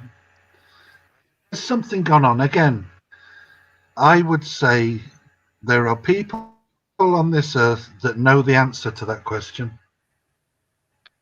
These secrets are held somewhere. There's people that know this, and it annoys me that they won't tell us, because there are people who know the answer to that question. Yeah. Apparently, I type O think negative. at some point, I think the pharaohs and before Phoenicians, they messed with blood types. These dictators, have they tried? When you say a crocodile lives, you know, the English royalty, well, all the European royalty, they baptize themselves in crocodile fat. I think this is a well-known fact. They baptize themselves in crocodile fat. So from very young, they are taught that they are different than us. They are taught that they are better than us. They're different from us. This latest one, this idiot Prince Harry. Somebody asked him, "What was your son's first word?" And he said, "Crocodile." Because Harry's an idiot. Harry's flippant, you know. He'll give secrets away by being cocky. He knows that his son has already been baptized in crocodile fat. Now, at some point, crocodiles live longer than any other animal on the planet. Well, There's some turtles. alive today that are 400 years old, you know? Well, there's turtles too. Yeah. Yeah, Really turtles old. as well. Now, I would say in the past, pharaohs, rulers, dictators, whatever, have tested slaves. Have they injected slaves with turtle blood or with crocodile blood to see if they lived longer, or to see, have they done tests on this? Yes, definitely. Have the mega rich done things, because all they've got all day, they don't have to worry about paying the bills, they don't have to worry about anything, they do what they want. Their obsession is to live longer. Have they tried all these things out when they could and do experiments on people and slaves? Definitely. They drink blood. They drink blood. They drink blood. They drink blood. There was a famous one in Hungary, a princess, Habsburg princess. She killed 650 virgins I heard about just that. to Yeah. bathe in their blood. Just to bathe in their blood because she thought it would make her live longer. I heard about that. There was a TV show about that, actually. After 650 virgins had been stolen, the village finally got together and went up there and killed her. They finally worked it out and took her out, you know. But that's not a single case. These bloodlines, this very elite nobility, they've done things like this all through time. All through time. Type O negative blood is the universal blood that can be a donor for anyone who needs blood transfusion. Typo negative is universal. That's what they say. So typo negative blood is highly, highly valuable. And it's very rare too. And yet nobody knows why, do they? Nobody knows why we have different blood types. Nobody can explain it. I know it's a fascinating topic. Yeah, and I've even seen things hinted at where someone says that there's a blood type that's even more rare than typo negative, and it's called like the golden strain, and it's basically the river of life. And like there's only 4 or 5 people on the entire planet who supposedly even have this type of blood. Really? And yeah, supposedly. It's the golden. You see, when you were saying that about the RH blood type, the place where you get the strongest blood type, RH, is the Basque country. And the Basques have the oldest language in the world, which means, but it probably means something. But to a certain extent, monkey embryos, to a certain extent, we can't believe what we're being told by the mainstream media. Yep. There's a lot of false narrative out there. A lot of false narrative. I've heard a recent report saying that there's some very highly effective and very low cost method that has been figured out right now in the science realm, where they can take all of the supposed toxic greenhouse gases that are up in our ozone layer, and they can zap it with this stuff, and it's all going to turn back into solid carbon, which they can then collect and reuse as fuel again. So supposedly within the next 10 years, all of the quote unquote global warming or climate change issue is going to be a non sequitur in 10 years from now, because they have technology to fix all of it. I can imagine. Supposedly. I can imagine. I firmly believe, and I think this has been proven, the hole in the ozone is smaller now than it has ever been in the last 30 years. I mean, the whole of the false narrative we've been fed.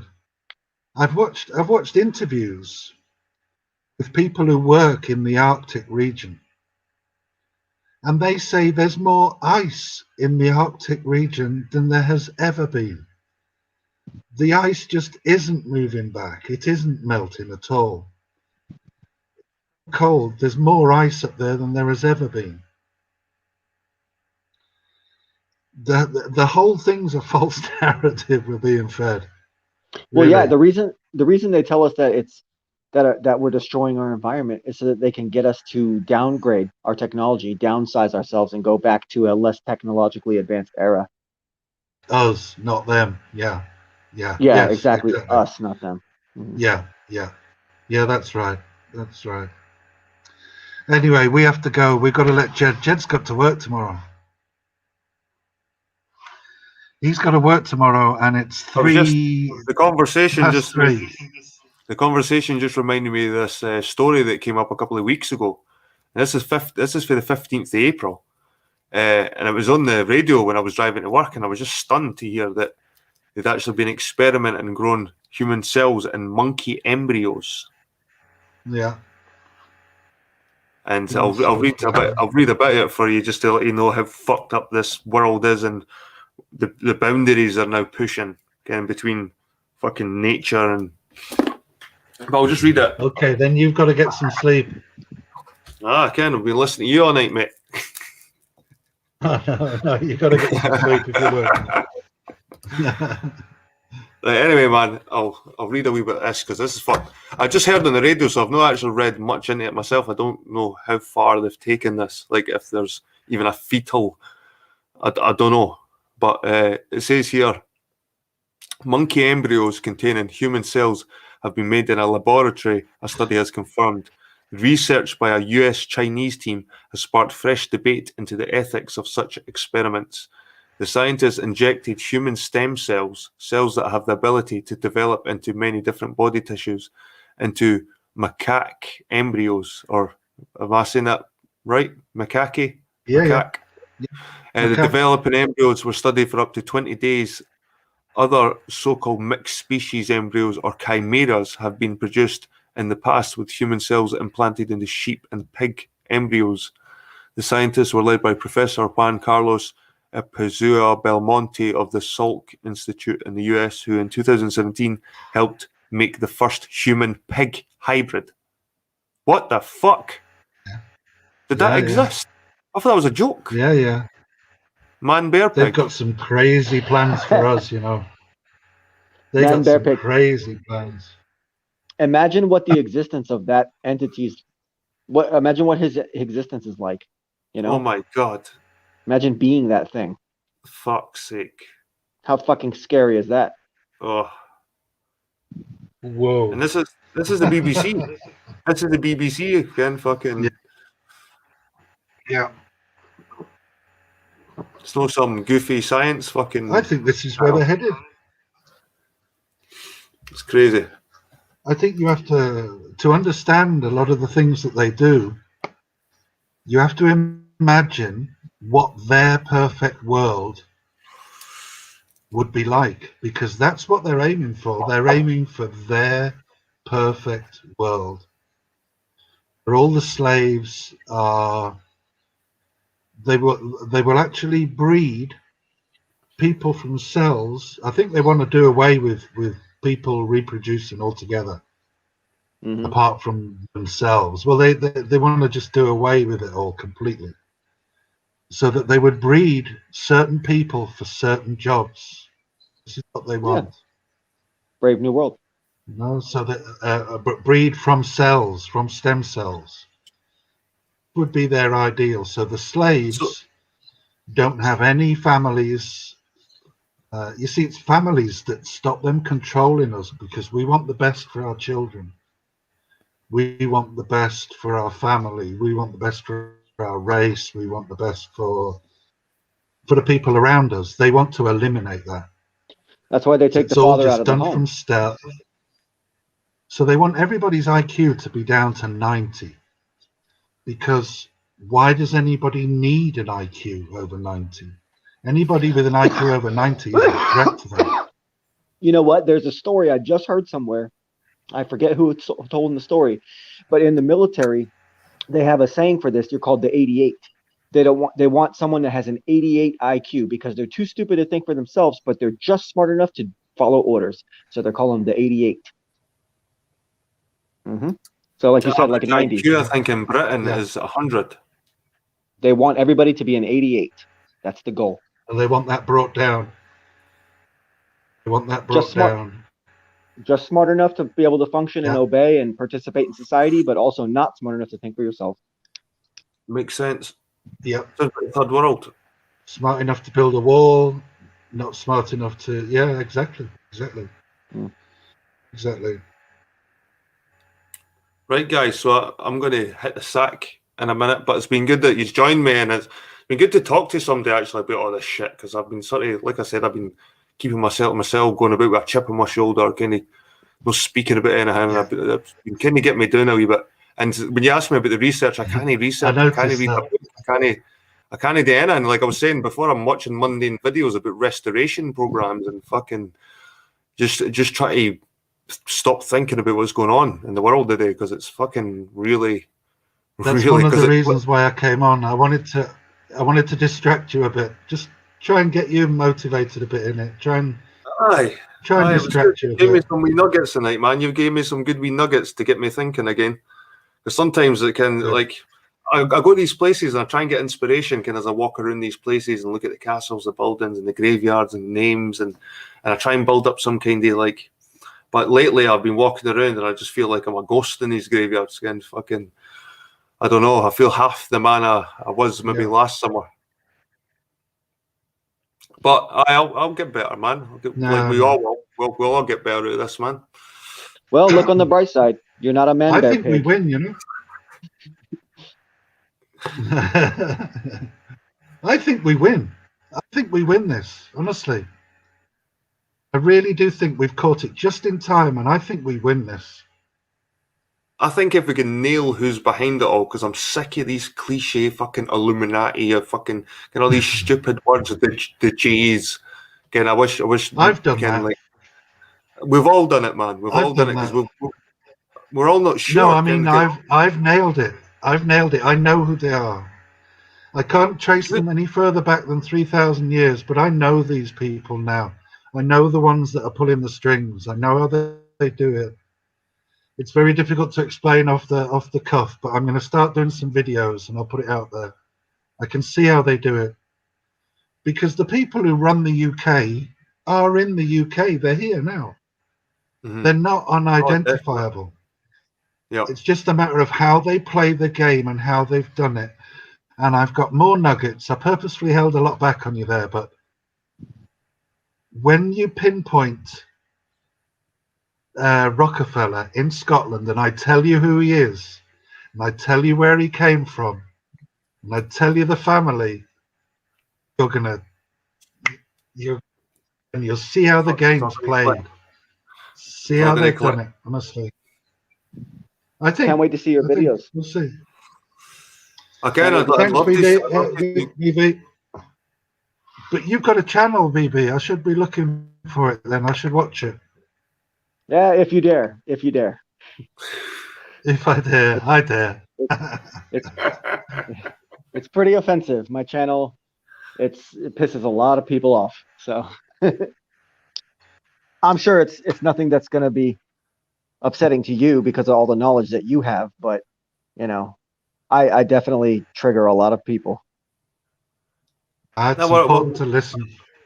In this conversation, I thought like both of you sort of could relate to each other. So I think some of the shit will be the J's, because as soon as VB starts hitting the J's, a lot of people just start sort of recoiling. But you were like, nah, the J's are involved, and there's other people as well. Okay, so you're willing to listen to them. That's a start.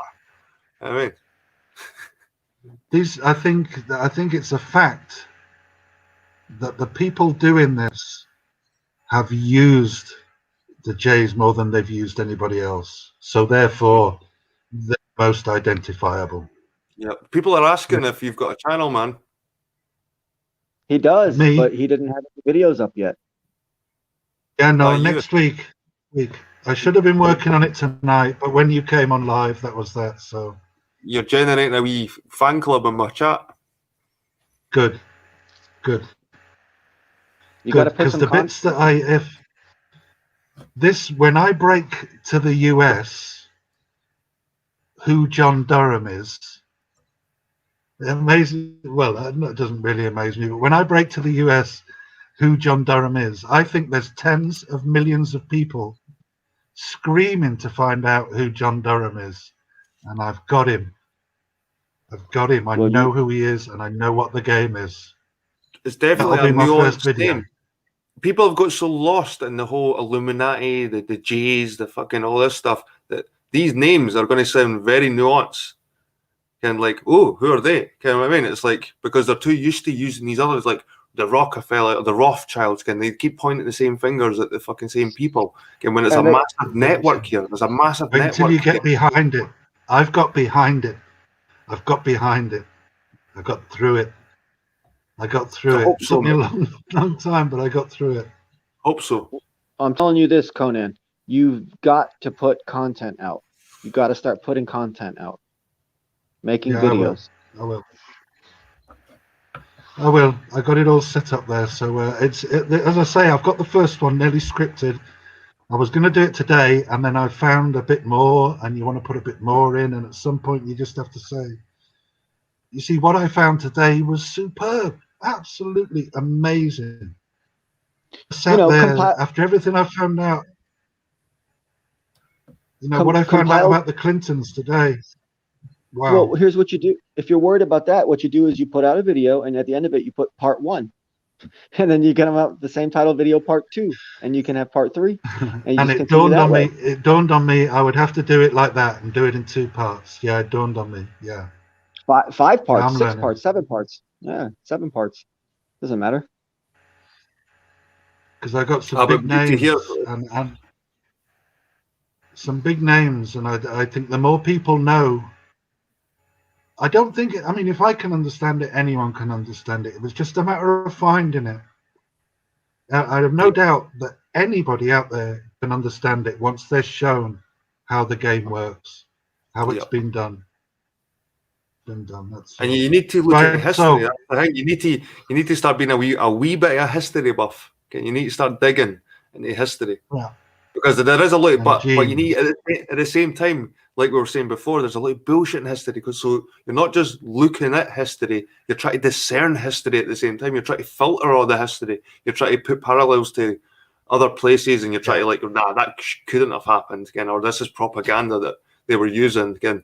It's like looking at history and you have to use your learn discernment to as well. recognize. Yeah, you have to learn to recognize the false narrative, where they try and steer people away, and you start to get a feel for it. You start to recognize. Well, like the example we used earlier with the Dead Sea Scrolls.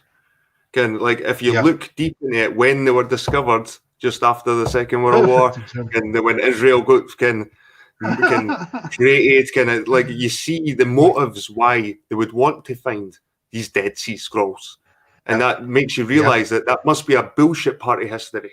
You know what I mean, this is again you have to look into history, and then you have to sort of dismantle it, and then keep that maybe anything that's worth anything, and take that on your next bit of research. You know what I mean. I've never known. Sorry. I've never known anybody to look so much into history as Jed in my life personally. I've never personally known anybody to look into history as much as Jed has. I forgot more than I've learned, mate. I've looked so much in it. Yeah. I love it that whenever I have a crazy question about European history, I can ask you and you know the answer just like that. Well, it's a version that I've learned. It might not be the correct one, but I will give you an answer of some type. I'll try my best. And so will Conan as well, because he's on the same lines as me. He loves this shit. He kind of it probably crosses his mind at least once or twice a day, like this shit. Yeah, I wanted to take them down. I wanted to uncover them. I wanted to see what the hell they're up to. Why have they done it? And then the further you get in. Right, well, I'm going to leave it there. I'd better go as well. No problem. Really nice talking to you, gents. It was good talking to you, mate. Thanks for coming on. Nice to... Yeah. Okay, see you soon. I'll probably have a hangout at the weekend coming up, so probably Saturday night. Good idea. Yeah, good idea. So you can maybe take some notes. Something maybe regular, and then... Be a wee bit more prepared, and so will Abby, and maybe VB will have some. He'll definitely have fucking shit scribbled in somewhere. He's fucking in the back of his forehead or something. The back of his forehead. I know I'm getting tired now. Right,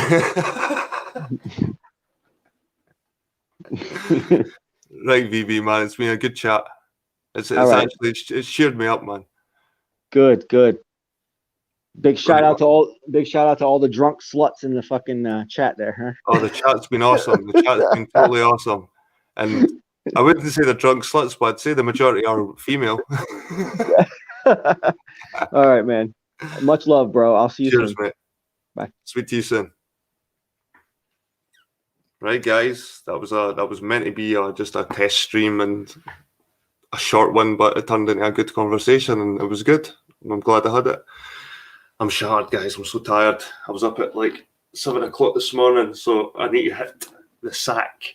But I want to thank everybody for sticking in there. Sonia White, Weird Creature, Little Mo, Orphan Red, everybody that joined these earlier on, Vlad, Dean Jones. Hawkeye's there now. Cheers, Hawkeye. Conan was there. Conan was that's one of the pillars of wisdom you need in your hangouts. Some sense. Right, guys. Thanks for coming, and I'll see you on Saturday probably. I'm probably gonna have a hangout Saturday.